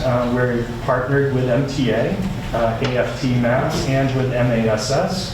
Asking it to be adjusted from the 1.3 that's in the House 2, the governor's version of the budget, to 4.5%. I don't think we're going to get that. That's about a $220 million ask. Stable funding for METCO at their requested funding level. They've been underfunded. They've been facing the same inflationary issues. It's only a $3.5 million ask to fully fund METCO program. Fully funding regional transportation, which is huge to us here at Silver Lake. Last year, Governor Healy gave us 91% approximately of regional transportation, which is still 9% below the statutory level. Many regional schools across the state are seeing a net negative state aid this year because regional transportation took a hit. To be level percentage funded with last year, it would be about a $12 million increase over House 2. To be fully funded would be about a $25 million increase. So again, that would be a huge boon to the Silver Lake Regional School. For my friends in Halifax, they are a minimal aid district because of their declining enrollment. Even if we were to adjust the Chapter 70 inflation index, it probably wouldn't give them any more dollars in state aid this year. In light of that, are requesting that the minimum increment for each pupil the school serves be set at 100 as the baseline for every budget this year and moving forward. In Governor Healy's budget, it was about $25 per student. So this could be a huge benefit to our friends in Halifax, but to every single school district across the state. And asking for circuit breaker to be set at 75% both for tuition and transportation. There was some non-budgetary asks as well. We sent a bill to the legislature about a regional school assessment reserve fund. It was actually reported unfavorably, so it's now going to the Rules Committee. Plimpton sent a bill to the legislature asking for the special ed reserve fund to be increased to 5% of net school spending. It was also supported and sent to the Rules Committee. We are very happy to say that the two bills giving back the right of students in our horticulture and agricultural programs to use wasting equipment under the license of trained and licensed Chapter 74 teachers. Looks like it's going to be passed this legislative cycle. And I think this is the most important one. The Rural Schools Bill actually had a call for a commission on the funding of special ed statewide, looking at the issues that all of our districts are facing.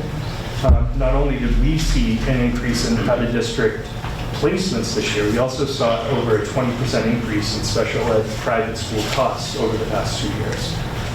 With Proposition 2.5 and new growth, we can't sustain that kind of pressure on our schools, and it affects every student, not just special ed students, when those prices are so out of control and the state isn't giving a fair amount back to the locals to provide that free and appropriate education for all of our students. So that's when we're really pushing on is that commission to see if we can get the state to step up a little bit more. One of the ultimate goals is potentially getting 90% as the threshold for circuit breaker and lowering the overall amount of money we have to spend before it triggers. Right now it's about $52,000. See, we'd like it lowered down to about $40,000 and then get 90% reimbursement. So we have some lofty goals. The good thing is there was wide consensus about filing some of these as amendments when the bill comes out on April 22nd. Rep. Lenatra was one of the members that I spoke to, and she herself was going to be filing some of these budgetary amendments for us. There's some other friends of ours who are going to be filing as well. And whatever we don't get in the House, I will pursue in the Senate, and the Senate takes up the budget in May. Now, our state revenue is off. So far this year, we've only met revenues in August and just past month in March. The bellwether is always April because that's when people pay their taxes. So on May 4th or 5th or 6th, we should have an indication if the Senate might be a little bit more free with funds than currently I'm hearing from the House. They're very reticent to approach anything at this point above and beyond what Governor Healy put out. Thank you for that, Jason. That was a lot of good things and possibilities. We're being heard. Yeah. We are. Yeah.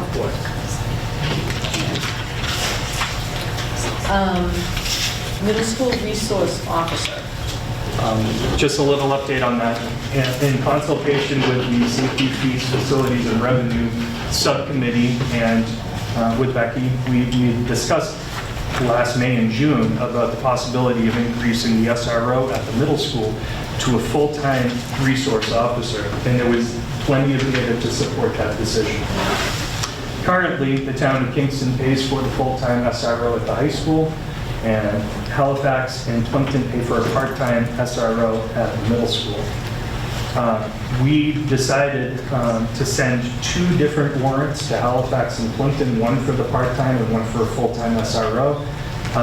We were assuming, and we all know how dangerous assuming is, we were assuming that the cost increase would be about double for the full-time school resource officer, but when we reached out to KPD, which is going through an administration change of their own, we were quoted $182,000+ for that SRO.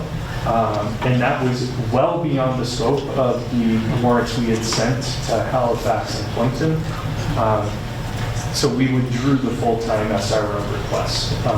We want to let the new chief get into the job and be able to sit down and have a conversation about what it would look like for us to have a full-time SRO in middle school 10 months a year, and how the town of Kingston could potentially utilize that officer. It could potentially be a net new hire for Kingston, so that might be part of the issue we're seeing for the cost. So again, we have to have a conversation when the new chief gets himself acclimated. Yeah. So there's still the part-time warrants for both Halifax and Kingston that have been supported for the past 4 years, I believe, unanimous. Very good. And there's no vote there needed even for the We don't need to vote. We've already. those warrants. Yeah, the warrants were already submitted to the towns, and Okay. I did withdraw on behalf of our committee because it was outside the scope and the spirit of our intention and the numbers we had provided. Very good, thank you. Status of the application to evaluate full regionalization. So Kingston did hear back last week. There was $600,000 in grant money available that we applied for a portion of it. And I guess they received 38 applications totaling $4.3 million in requests. Unfortunately, we did not get the grant this time. However, they are going to have more money available in 2025, and Kingston does anticipate applying once again. So hopefully our second attempt will be a successful one. New business, discussion of adding a June meeting for reorganization purposes. Yep. Madam Chair, our current scheduled meeting is the same week as all 3 town meetings.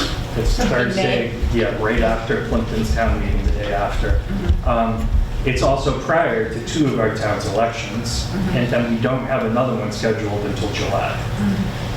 Technically, we would be leaderless on June 1st without a reorg. So the intent of this would be to have a meeting, even if it was solely for the purpose of reorg, if it was even a remote meeting, that's still allowed by Mass General law, just to make sure that we have command and control intact for our side of the table moving forward in case anything happens towards the end of the year. And we did have difficulty arranging meetings last year. Is graduation May 31st this year? Yes, unless it rains, I was going to say, then we'll be on June 1st. if we had a quorum, could we convene for rework? Because of our regional agreement and when we turn over members who sit on the committee, June 1st. It was a good idea. I like it. We can try. So are we thinking of moving the May meeting to June? Is there anything in the May timeframe that we should think about that we still need May, but would need something in June? So May? Yeah. Well, I wouldn't propose, we would move it to June, so. Go ahead, Mark. The 3 town meetings are 11, 13, 15, correct? I have them noted Yep. here. 13, 15, and 18. 18. Okay. Kingston's First. For the 11th. You're the 11th? Okay. You're moved back. We went from 4 to Because 11. I thought you were 4, okay. You're 11 now? All right. So at this point, And we're with the Wednesday after you call, Yeah, same week. Yeah. yeah. so the possibility of us not having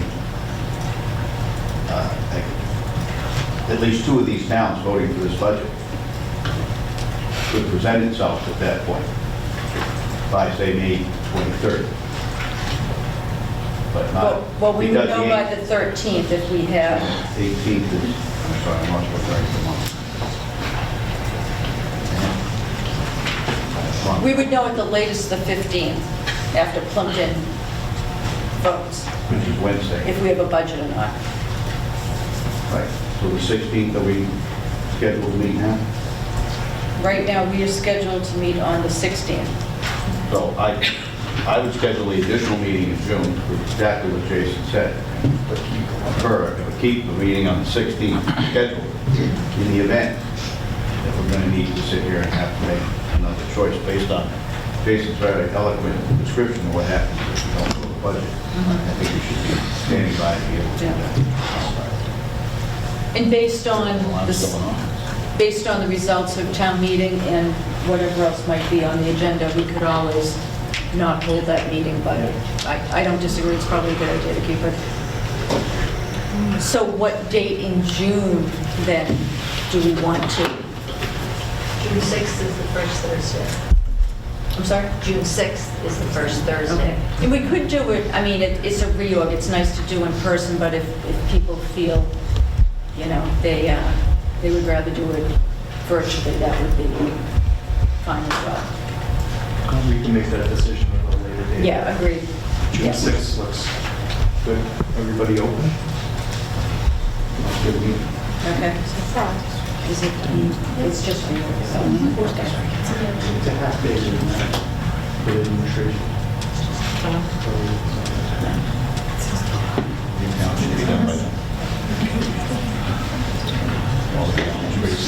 Okay, so we'll add June 6th as,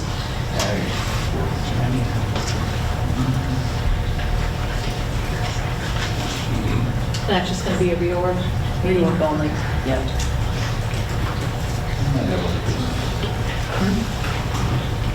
No.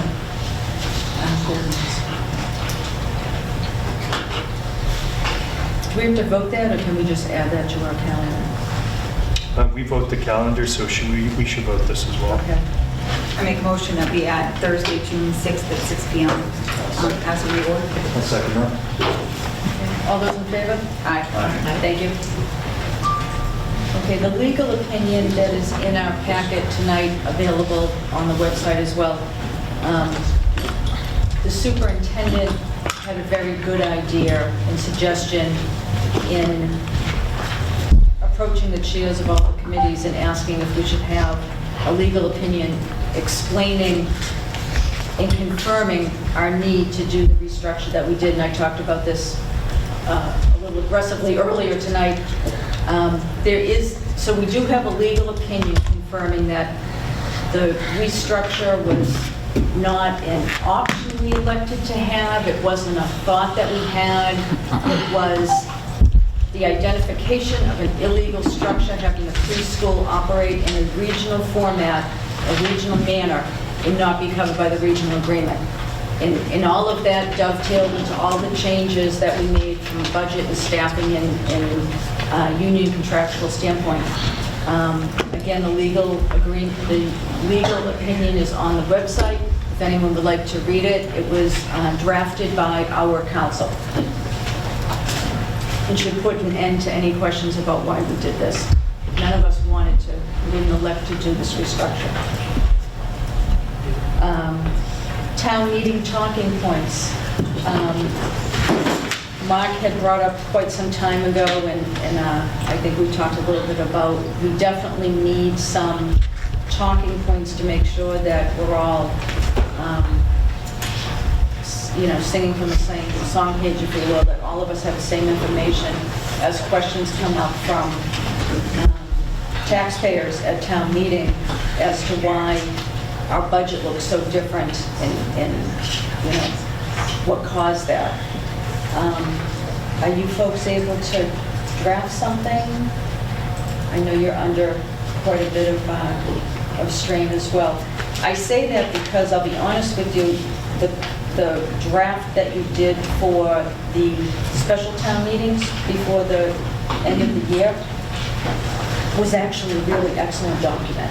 It was really well done. So We can put something together and share it with you. Okay. And the committee can then review it at the May meeting.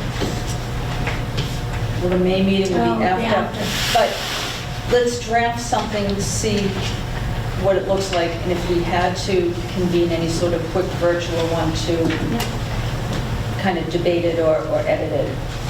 But and I hate to put more pressure on you, but if we could get something, that would be wonderful. Mark?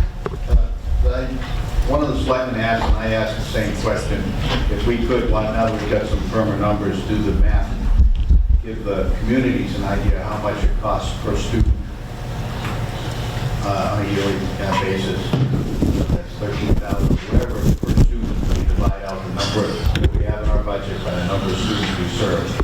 I don't know if we need to break it down, particularly by high school, middle school, preschool, but it would be nice to be able to say, look, folks, this is what it costs to educate a student based on the budget we have. That said, we all know special education is special, but if we broke it down and said the regular program student cost, no need to highlight, because every special education student is different. But I'm just saying is, the focus that the selectmen were looking for is what does it cost us per student? Yeah, Without violating any Sure. And then Jason, I want to ask you a question. So I think that that's a great idea, and I think it's really should be by school, but I would also caution the committee to please include the data that we also bring in revenue. So with the cost of education for special education students, we should be subtracting all of the revenue, including Chapter 70 funds that are also attributed to students with special needs. That understanding, and I would hope the number, basically, what are the costs of the towns per student after state? That'd be great. Thank you for that clarification. I have a question for you, Jason. A couple of meetings ago, I think we were talking about the budget in general, and I think you had said something to the effect of, we can't carve out special education anymore. They don't want to see it that way. It's, I don't know if you want to say discriminatory or whatever. I think that information is so important. It's not that we can't discuss it. It shouldn't be voted that way. Because then it hits regular ed students versus special ed students at town meeting floor. We can discuss the cost of special ed services in our district. We can be as explicit as we want, as long as we don't get to the point that we're identifying individuals. Agreed. But we vote a budget to educate all of our kids. Right. The practice of doing that is antiquated back to a time with some of the members we served on before, where the towns were experiencing a drastic increase in costs, and they wanted to understand where it was coming from, and it was broken out in order to illustrate, again, about 15, 20 years ago, that there was a dramatic increase in out-of-district placements and the costs to educate those students. So the history is repeating itself here right now. So we can talk about it on town meeting floor, and I wouldn't hesitate to mention the key points that we know are driving the budget up. But the bottom line is, we educate all students who come through our doors. So that's the bottom line number that's going to be voted at town meeting floor. Right, and I understand And that came directly from guidance. Right, but there's no, we vote the bottom line number, but to give information, have a budget broken out as such that you can see where your increases are. And if it's special education, the community should know that. Right, but we were literally voting 3 different lines at every town meeting for the local budgets. Oh, okay, all right, that's where. Every year. Okay. So yeah, that's All the right. practice that's coming to an end. Okay, because it's kind of been in the back of my mind since you said something, and I misinterpreted, now I understand where you're coming from. Yeah, I would also like to take an opportunity to say that group editing is a crime. So I would suggest that we don't group edit the document the administration's coming up with. Yeah. For a second Well, we reason as can't, well. anyway. For a second reason, if we just reply straight to the administration, she is not held to the same open meeting law violations that elected officials and appointed officials are. Yeah. So we wouldn't have to convene in order to give her feedback, and she could synthesize for us. Okay. Without all of us sitting around trying to figure out where to put the comma in the sentence. Yeah, okay, good point. Thank you. I have one question to ask Mark's. The being a sanctuary state, do we get money for the children that we're educating in our school systems? And can we find out a dollar amount that we're getting reimbursed for being a sanctuary state? Yeah, go ahead, Jason. So we actually received a letter. Very good question, ma'am. Yeah, we received a letter from the state in December for $97,000 just for the students at Silver Lake High School and middle school, which is equivalent to the per pupil expenditure that we spend on our students here in Kingston. Does that include their ELL services as well? That was the total sum that we saw from the state for those students specifically, above and beyond what they already sent us for Chapter 75. Okay, thank you. I believe it was $108 a day per student. That's how they came up with the $97,000 figure. For instance, Kingston received, I believe it was $117,000 for the same reasons. And Sarah can correct me if I'm wrong, it said the first payment, so it implied that there may be additional payments, but that's not guaranteed.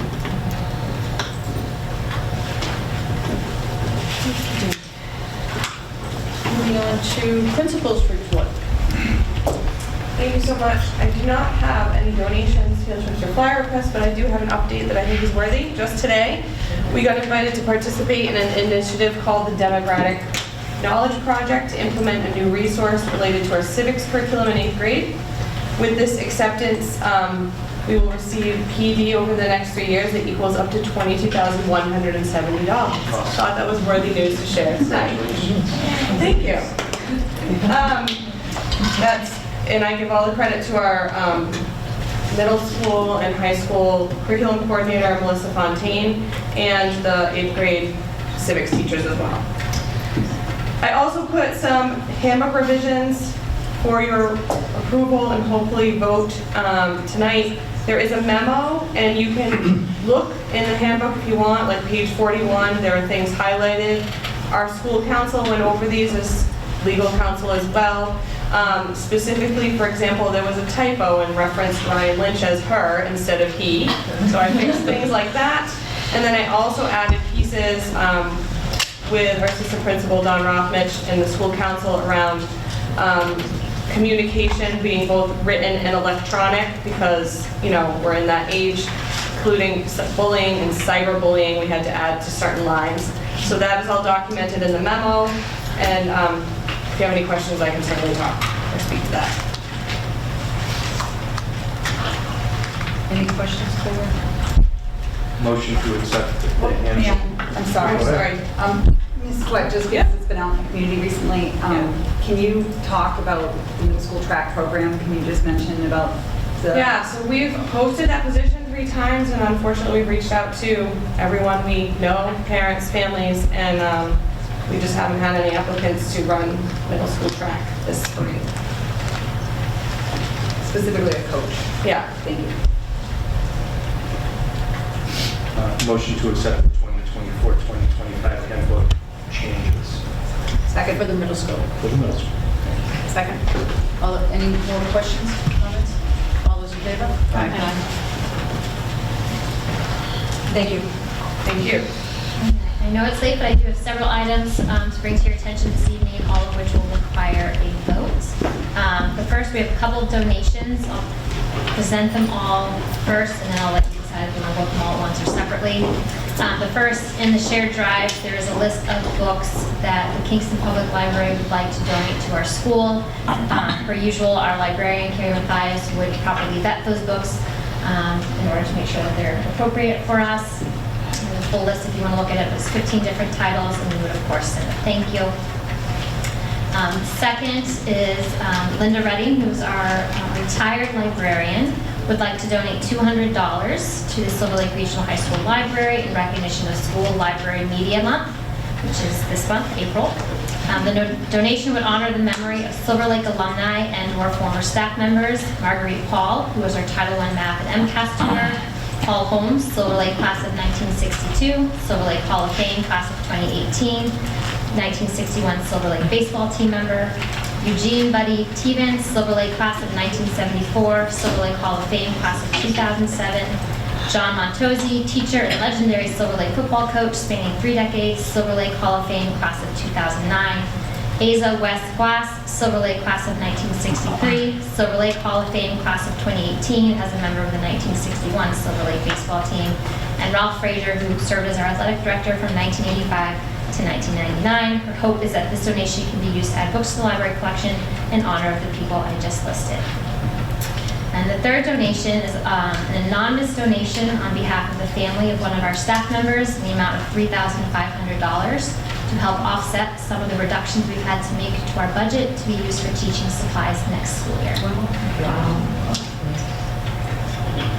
That one makes me cry every time.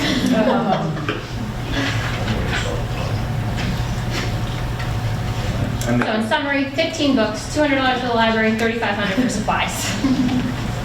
I make a motion to accept the books from the Kingston Public Library for $200 to be spent on books in memory of many alum and special people to us, and the $3,500 donation to help with supplies.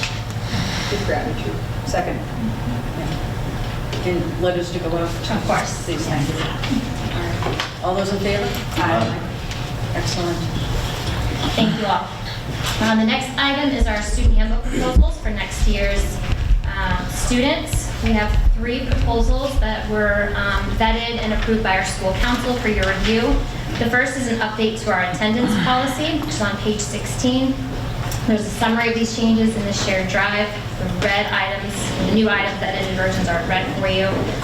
In addition to our sort of 4 standard categories for an excused absence, funeral, legal matter, religious holiday, or medical absence, we would like to add a college visit, as well as any matters that cannot be taken care of after school hours with the admin approval.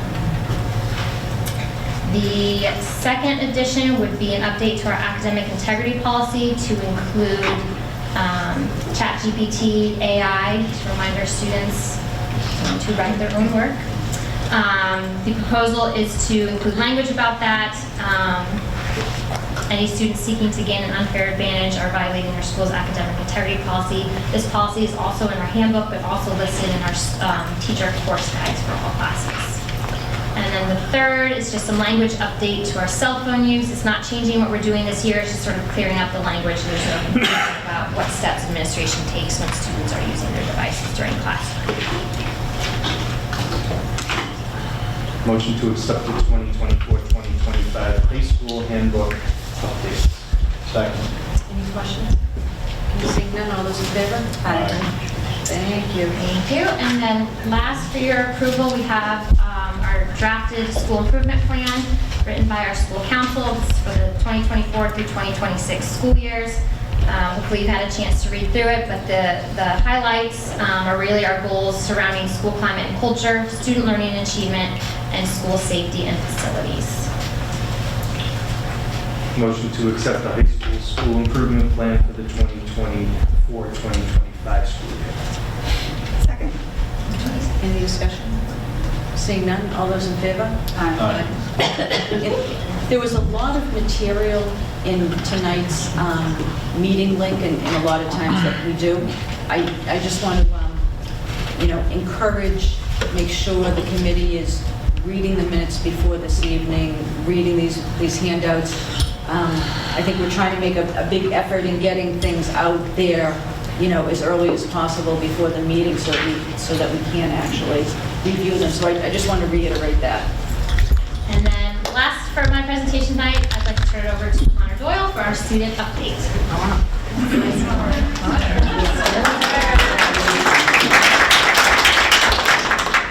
I'll say it's nice having all of them here. It's not the warmest introduction I think I've ever received. Thank you all.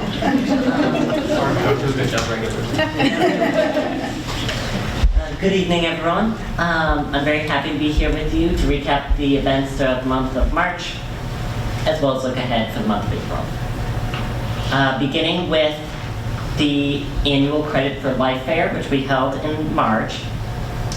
This event every year is held for our junior students, this year the class of 2025, and it was an amazing success connecting students with future career opportunities, as well as teaching financial literacy that often cannot be taught within the classroom time.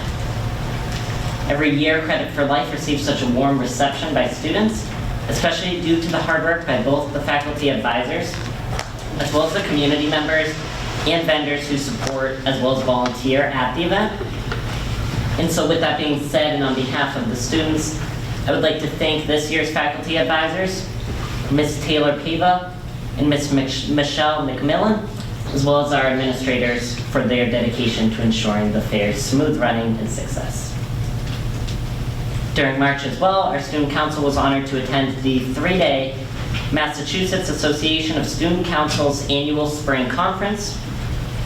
Throughout the trip, participants engaged in workshops to grow their leadership skills, heard from nationally acclaimed motivational speakers, and took part in fundraisers such as the Polar Plunge to raise money for the Massachusetts chapter of the Special Olympics.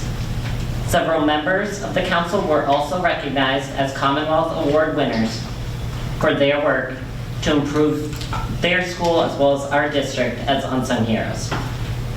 We are all very excited to see what these student leaders will bring back to our school and our district, especially as we are set to host the Fall CMASC Leadership Conference next September for just the 3rd time since the opening of our current high school building.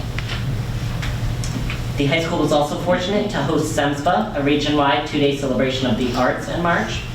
We welcomed hundreds of band and choir students who showcased their artistic ability for judges and other students. It was a joy to truly see the creative spirit of both Silver Lake students as well as our visitors throughout all the building. I would also like to end the March review with a special shout out to our Silver Lake chapter of National Honor Society for competing in the South Shore Community Action Council's first annual March Mania food drive. The NHS conducted 4 food drives at local supermarkets and solicited community donations, progressing from the Sweet 16 to the Elite 8, all the way to the Final 4, and finally to the championship match against the Plymouth County Sheriff's Department. Though, unfortunately, I know, it's a bummer, guys. Hate to set you up like that, but though the Sheriff's Department did come out on top, we do congratulate them. We could not be prouder of our own students' efforts in their with their community outreach, and a very special thank you, not only to the students, but to our advisor, Ms. Carrie Mathias, as well as Ms. Stephanie Ritchie for organizing the event. Yes. I have just a few updates moving into April, and I will make these quick because it's late for you and it's late for me.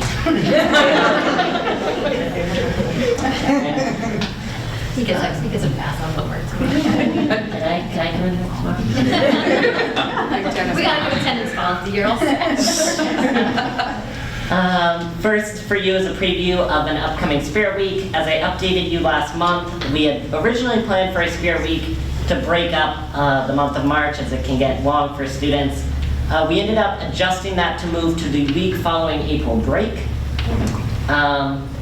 We felt that this not only gave us more time to plan it adequately, but this also came at a good time to break from the monotonous habits and routines, as well as provide students a chance to decompress and reflect ahead of a stretch of both AP exams as well as our MCAS testing before the end of the year. And I look forward to updating you on the success of that week next month. In addition, I wanted to mention that students in Mr. Anthony Weber's AP United States Government class have been engaging in a mock election simulation to gain experience working with elections as part of the College Board's curriculum. This mock election walks students through a full political campaign, starting with primary elections, going through debates, making campaign ads that conform to FEC regulations, and filing campaign disclosures from class. The class has divided into forming both sweet and savory parties. This year's election pits the breakfast sandwich and its running mate of hash browns against the French toast and its partner of berries and cream. Tough choices. With the election being held later this week, I can't wait to share with you the winner and unofficial, however unequivocal, first choice breakfast of Silver Lake. Without a doubt, this project has become a new tradition that students look forward to, exposing them to both civic responsibility and the value of open dialogue. And for my last and final point tonight, on that topic of constructive and open dialogue, I wanted to share something with all of you that I am very proud of that we've done this past month. As you all are extremely well aware, this year's complex budget process has involved a lot of community members expressing their own opinions on the organization of your budget. Students are included in this and have had several conversations about the budget at home with their parents or guardians, and often come to school curious about what their peers and classmates also think and are hearing about the same issues. And so with that being said, in a difficult year, I would like to take a moment to thank our administrators, as well as our teachers and faculty members for approaching any conversation regarding the budget with not only extreme care and delicacy, but with an intent to educate and inform. But I especially want to thank our students In particular, my student leadership team has gone above and beyond to reassure and comfort their peers during this period of uncertainty. With many of the budget discussions occurring between students and friends, our leadership team has encouraged hearing from multiple perspectives. It has also attempted to connect students with factual information that are presented at meetings and posted on the website. These student leaders have done an incredible job, and I'm very proud to work with each and every one of them because it's an extremely difficult job. These are students who are volunteering outside of their normal obligations, and with all the amount of rumors that have to be dispelled on a normal day, I cannot tell you enough the level of absurdity I have landed in my inbox in the last week. So these leaders truly have gone above and beyond. And you only see me, but there are several. There's a lot that goes into this. You see me, I'm the finished product, but there's a lot that goes into this, guys. So I would like for them to get some credit here tonight into the public record. And that is all I have for you. As always, I welcome any feedback you have, anything you'd like to send back to students, and I would be happy to answer any questions if you have them.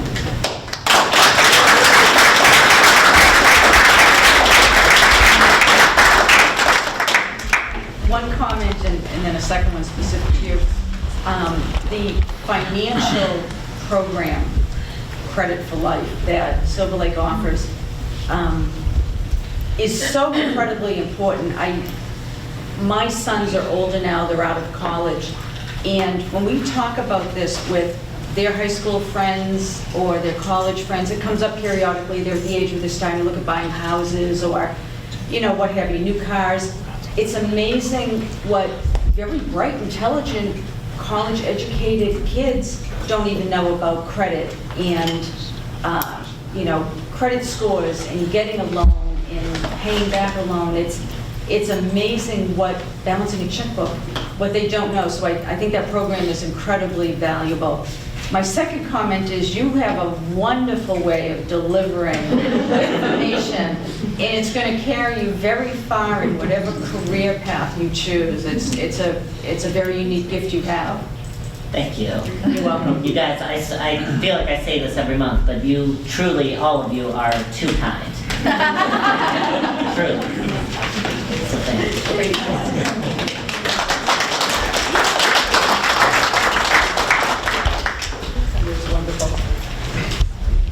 Make me laugh. Director of Finance. Thank you. The financial report was in your folder, in the folder.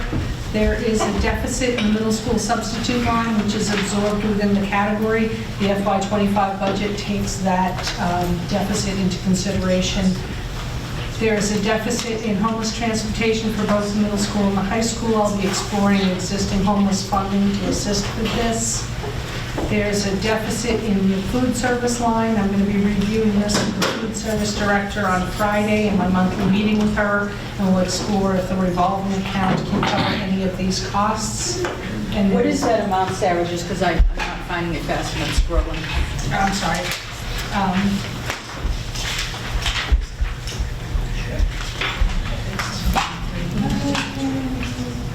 Sorry to interrupt you, but... It's okay, $25,048.33. Okay.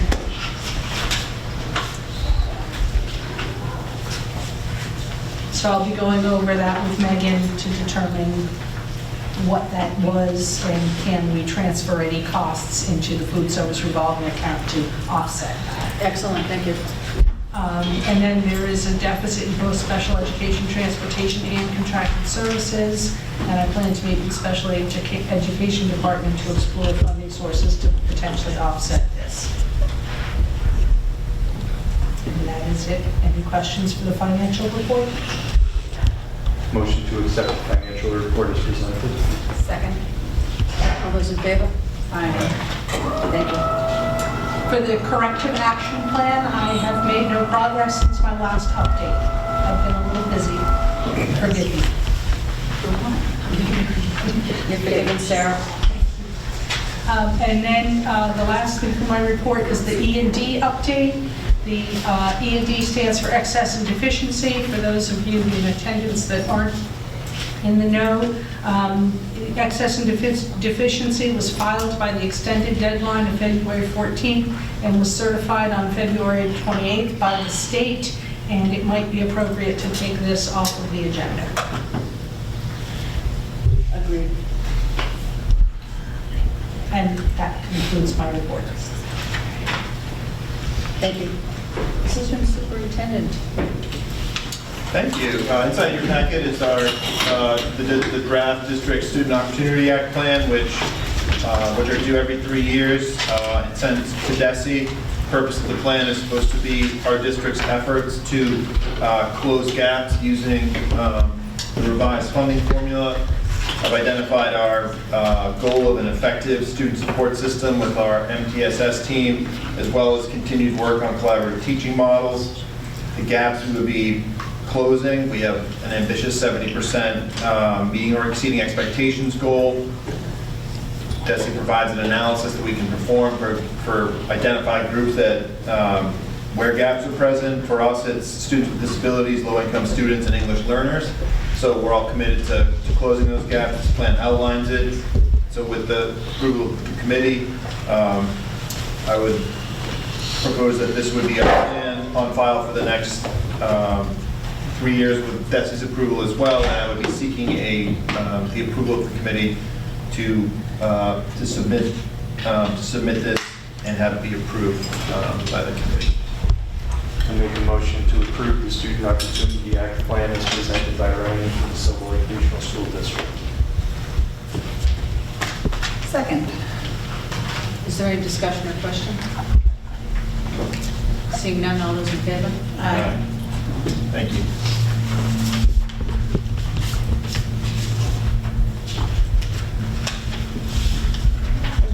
Okay, I'll second. Dr. Pearl. So the only item I have remaining on my list for this evening is on March 26th, the Silver Lake Educators Association provided the committee with a list of proposed reductions to our budget. I wanted to thank the SLEA for their willingness to identify areas to reduce and helping us to bring about some important decisions that we had to make, albeit difficult. Very good. Alrighty. Special committees, SLEA. If I could use just 1 minute of my time. So I think it's just a couple things I want to make sure the public understands. Sadly, not so much the public is here anymore, but just in terms of the collapsing of levels, Dr. Prue listed a number of different professional development activities that were provided. And yeah, all of those were provided. Almost none of them actually relate to differentiated instruction in a classroom with a wide variety of abilities. So I would just ask that, if we are going to keep this collapse levels like we have now, that we are offering more professional development in that. And then the other point that I want to make, and I think there's some confusion about it, is whether this is a decision or whether we have to do it to meet DESE guidelines. And, I'm sure Dr. Prue has looked into it more than I have, but everything that I have seen about it indicates that you do want to, obviously, if it's going to be a mixed classroom, with special education, regular education students, obviously was 90% special education students. I think that would not be that type of classroom. But as far as I've seen, there is not a hard number, and it is, from everything SLEA has seen, it is a decision that's been made philosophically. I don't even know that we have a position opposed to that. I just think the way it was done without discussing with teachers, with no buy-in, without talking to parents before their kids were put into it, that's why I think this has continued to be a area of conflict. So I would just encourage us, if we're going to be moving forward with such a dramatic change as that, to make sure that we get all the stakeholders on board first. And assuming that this does continue, I think it would be good for people to have those discussions going forward. So that's all I want to say about that. Thank you, John. Administrative review. The chair of admin review reached out to me to get some updated policies and procedures of how to move forward with the summative evaluation, the formative evaluation of the superintendent. CTE? Yes, I have a report. We met last week, and we have evidence through guidance, discussions, that we have high interest in the career path annually. Right now we have 158 grade applications today for fall 2024, plus additional 10 from high school. Silver Lake Preschool for next year is full with wait list. Horticulture department is taking care of courtyard work at Kingston Intermediate School and servicing of tractors and mowers all year long. Also doing landscape construction project for athletics. Our carpentry department is ready to build a new pavilion at Kingston Elementary School, and they are working towards sharing contract on next year's project. We have a lot of success with co-op program. We have over, I believe, 40 students currently. And the main subject was the discussion about a new program that we were thinking about implementing. So I have some info from administration. Administration visited a couple schools: South Shore Vocational Tech, Attleboro, Plymouth North, Quincy, and Southeastern Vocational Tech School. They explored a couple programs. They reviewed curriculum, classroom space needs, instructional materials demands, student interest, teacher backgrounds, and hiring outlook, co-op opportunity, student projects, and also associated student organizations. The trends that surfaced was that the administration highlighted the marketing as the program, and the reason for that was high student interest. Plymouth added Chapter 74 marketing at both North and South. North is staffed by 3 full-time teachers. Marketing is accessible by unleveled student population. Has broad curriculum reach. Business, marketing, economics, advertising, finance, hospitality, social media management, project management. Also, another trend is that this administration has confidence that licensed teachers are out there and they can be found through math department, so it's easier to find a teacher. Also, typical classroom space, laptops and printers, exciting run school retail operations, strong post-secondary path, and offering of another career path for female students. And the industry outlook for this is local industry data shows a 50% male and 50% female labor market.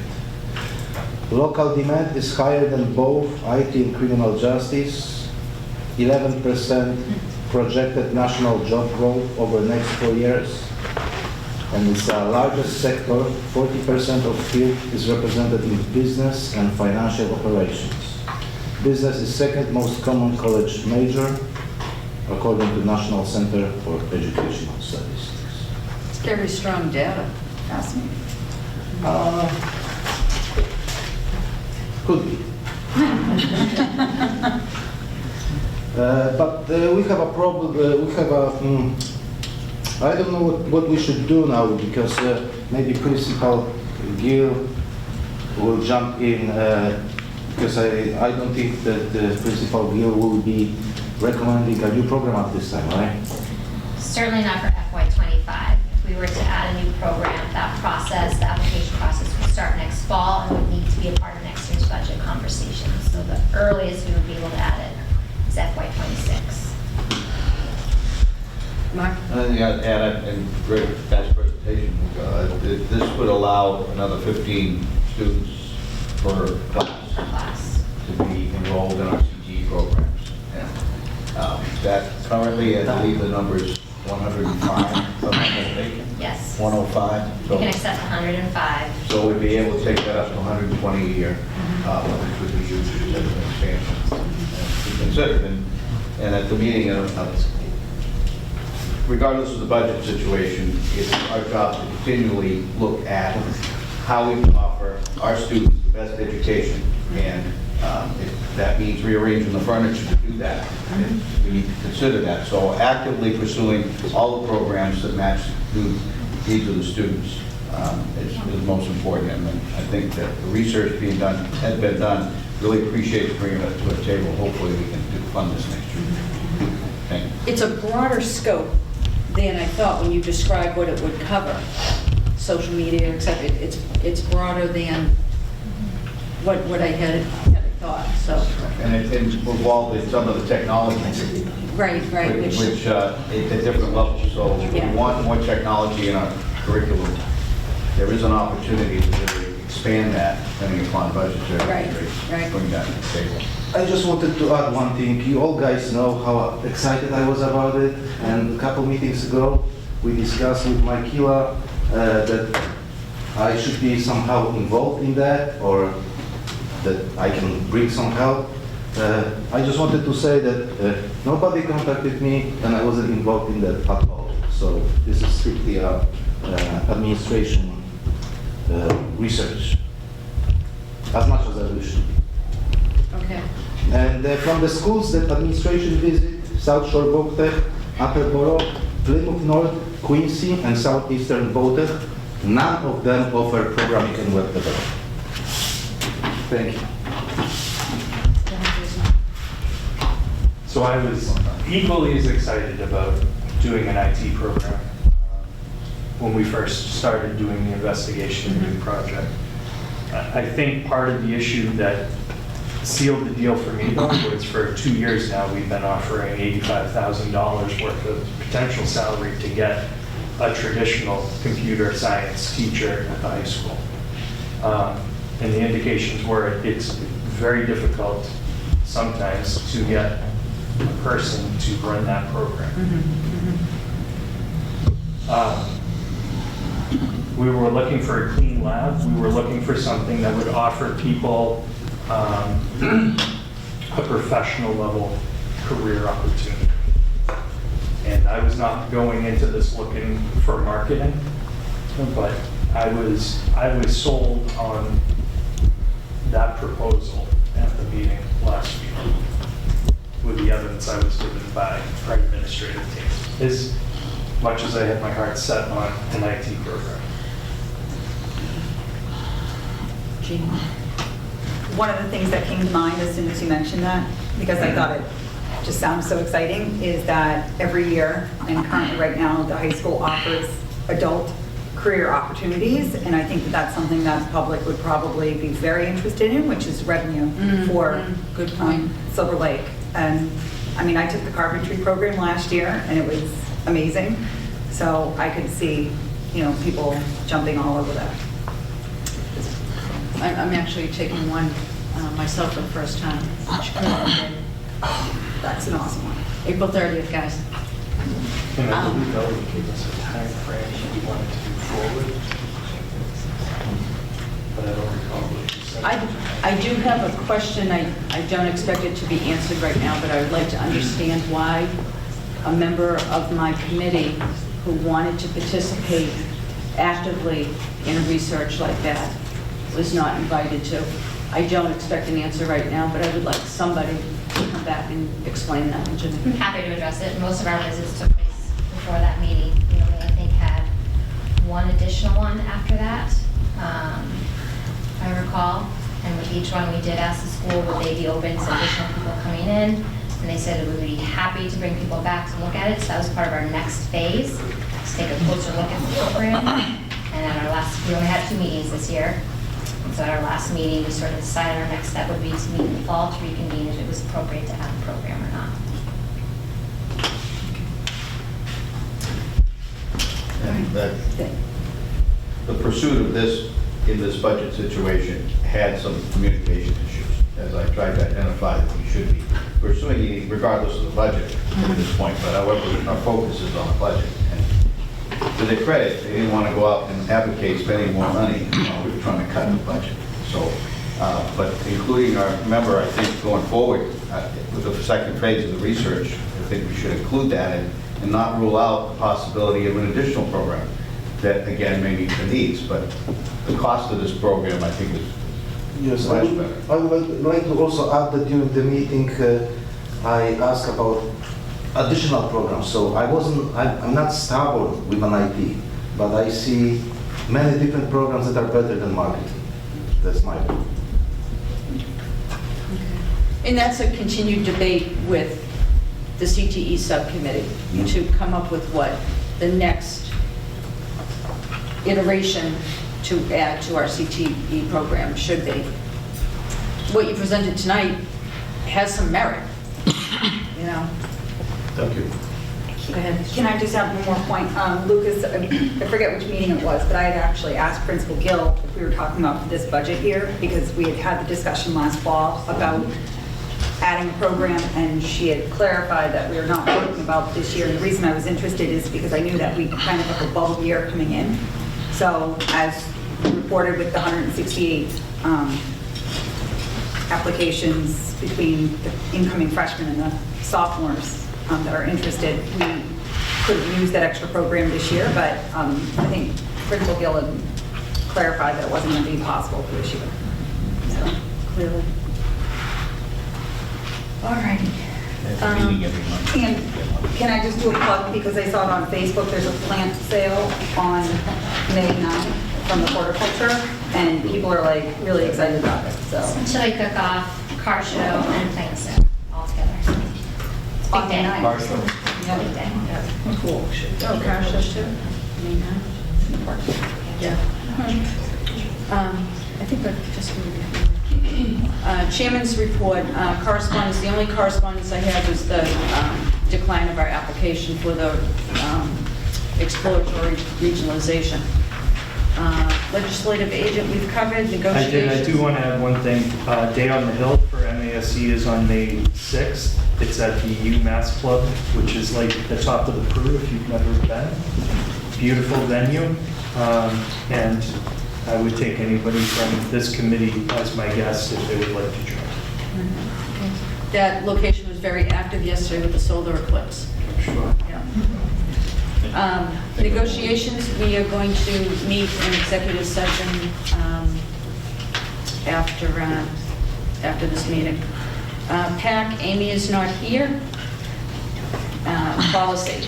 No meeting. Okay. Safer? SAFER had a meeting just ahead of this one, and we addressed several of the issues that clarified again with capital plans. Both that we took at $391,000 stayed the same. The Pembroke Street, we have on our agenda traffic light solution, which is a roundabout proposal. The Silver Lake School Committee has taken an aggressive role in trying to address the safety issue on a state highway in the town of Kingston. That said, we're getting a lot of support from the town of Kingston. They provided us with a very nice engineering study that identified the problems of a traffic light and the fact that people will step on the gas instead of the brake when they see a yellow light, and then we have people going faster, as an example, in front of the school.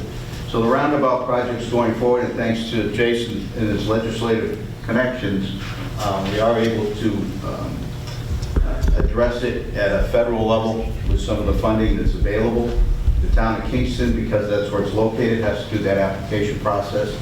He and I met with the highway superintendent and initiated that process to get that information out there. We're well aware for the community of the accidents that are happening at this site.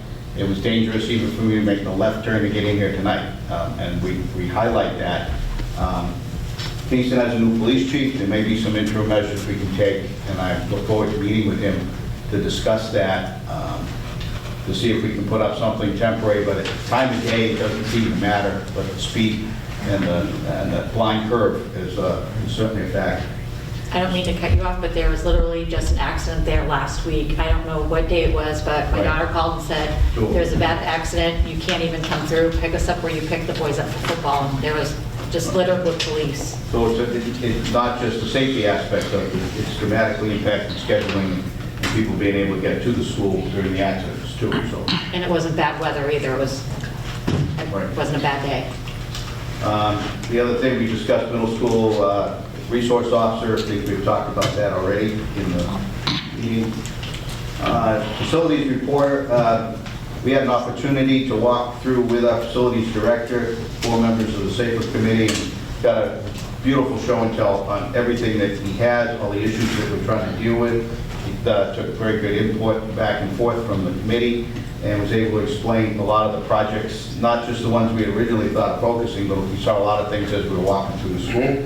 One of the highlights of that, personally, was seeing the carpentry shop being used for adult education and how happy with the smiling faces the adults were having when we went through this evening walkthrough.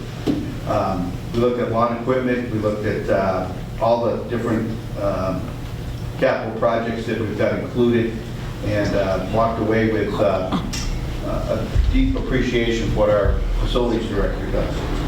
Additionally, we discussed at our meeting the AC project. We have ARPA funds, $1.5 million or so, that we can put towards air conditioning our schools.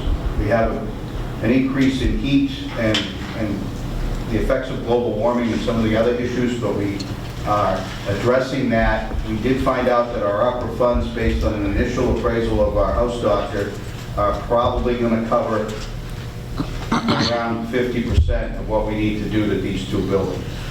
That said, we're looking to focus on getting a study, paying $80,000 to look at both buildings, keep an option. Right now, we might be starting one instead of the other, and then come back and try to backfill the needs in the other building going forward. We have some rebates that'll be available, again, depending upon how we structure the project, hoping to have those rebates come back and help us the year after we get this project rolling, which is this year. So, the other thing we discussed at length, we have an admin building. We kicked that down the road in our budget this year. This is an issue that's been on the table since I started this committee 12, 14 years ago. And it's still out there lingering. We need office space for our staff. We currently have a split. We have Silver Lake staff all over the region in various different cubby holes in different buildings. There's no central office, even though we call it our central office. The 5,700 square feet we have a study that was done last year that says we need about 8,000 square feet, ideally. And we're looking at some different alternatives. We briefly discussed those tonight. One of those was pursuing an off-site location where we could either rent or purchase office space together off-site.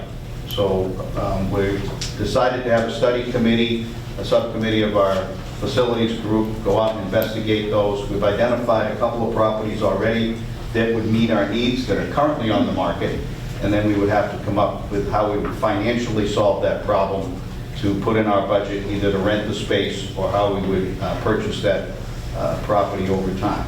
So we are looking at thinking outside the box and all those. What else we got? Oh, the air conditioning that we have to finish for the high school project. Our house doctor has got a project going forward, and there's also ARPA funds. We'll be grabbing the funding from the towns to pay the engineer to finalize that so we can make the bid requirements by the end of this fiscal year, by June. And that project should be well underway, I hope, by this summer. And I think that's about it. I would like to request that if we do get into revolving funds fall under the Safer Committee, and if we get into the shortfall you mentioned in the food service, if you could have that, we add that to the agenda for the next Safer meeting so you can explain it to us, how we got there in the details. And if any of those come up ahead of the next meeting, any other revolving funds that need us to look at, we can put them on the agenda.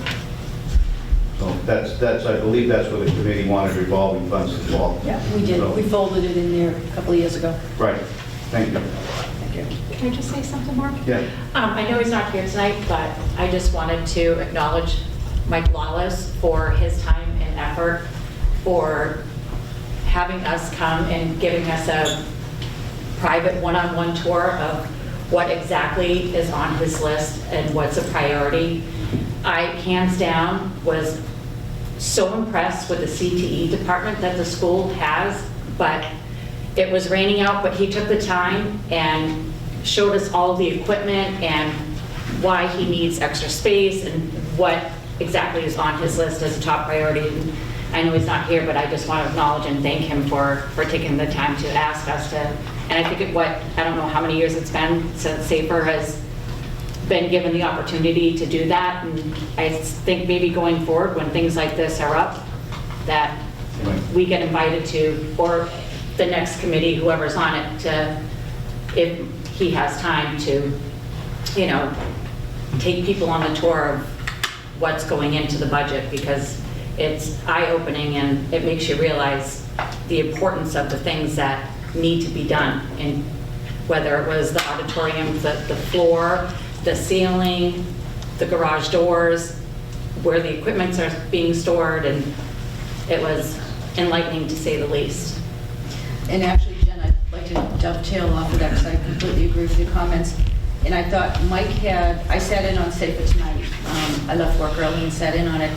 Mike had a wonderful command of the detail of the issues.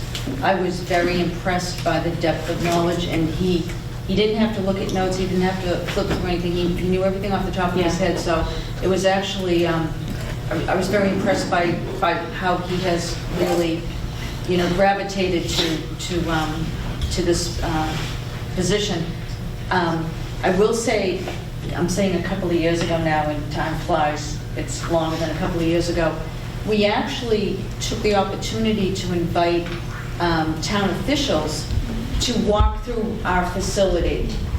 We walked through the admin building, we walked through the high school, we walked through the middle school. And I think every now and again, that exercise is wonderful because you can look at the capital plan and say, you know, there's leaks in the middle school auditorium, but until you see the damage and until you walk through that admin building, you know, things like that, they resonate with you more if you set eyes on it and you can. I've been to the auditorium numerous times. I've never looked up or went on the stage to see the things. We fixed them, but the year we went through, you know, we had the water infiltration and everything. But I agree with you in the visual of actually seeing what's on that capital report that capital plan is just so important. So, just anecdotal comments. Thank you, Mark. Treasurer's report, I don't think we have one this evening. We didn't have any, Treasurer's report? We don't have one tonight. Yeah, okay. Union 31? The meeting is canceled for Thursday. Okay. It is canceled? It is canceled. We didn't have any single signature warrants. So the warrant is due the 11th, April 11th, so those will come to you electronically in the next couple of days. Okay, very good. Point of order. Sure. I asked earlier, but I just want, for my own clarification, do we have to revote a budget number at all? And can we declare it? We didn't change it, aside from the reductions that were in red. We didn't change the bottom line? We didn't change the bottom line. Okay, thank you. Very good question, so certainly. Well, there's no motion to change it. Thank you. Before we adjourn to executive session, spring vacation, April 15th to the 19th. May 16th, our next Silver Lake meeting, we'll see if we actually need that one, if we just stick to June. Town meetings, again, to reiterate from earlier, Kingston, May 11th, Halifax, May 13th, and Plimpton, May 15th. Please, everybody attend. You know, have your neighbors attend, the community attend to support our budget, the passing all 3 towns. With that said, I would take a motion to adjourn into executive. I make the motion to adjourn to executive session under MGL Chapter 30A, Section 21A3 to discuss strategy with respect to collective bargaining, contract negotiations with the Silver Lake Education Association support staff pursuant to MGL Chapter 30A, Section 21A7, comply with or act under the authority of any general or special law for the approval of our executive session minutes from March 7, 2024, and not to return to open session. Second. Roll call, Jason? Yes. Lucas? Yes. Mark? Mike? Yes. Jen? Yes. Jean? Yes. And myself is a yes. Want to take a 5-minute break, guys, like people exit? And, yeah.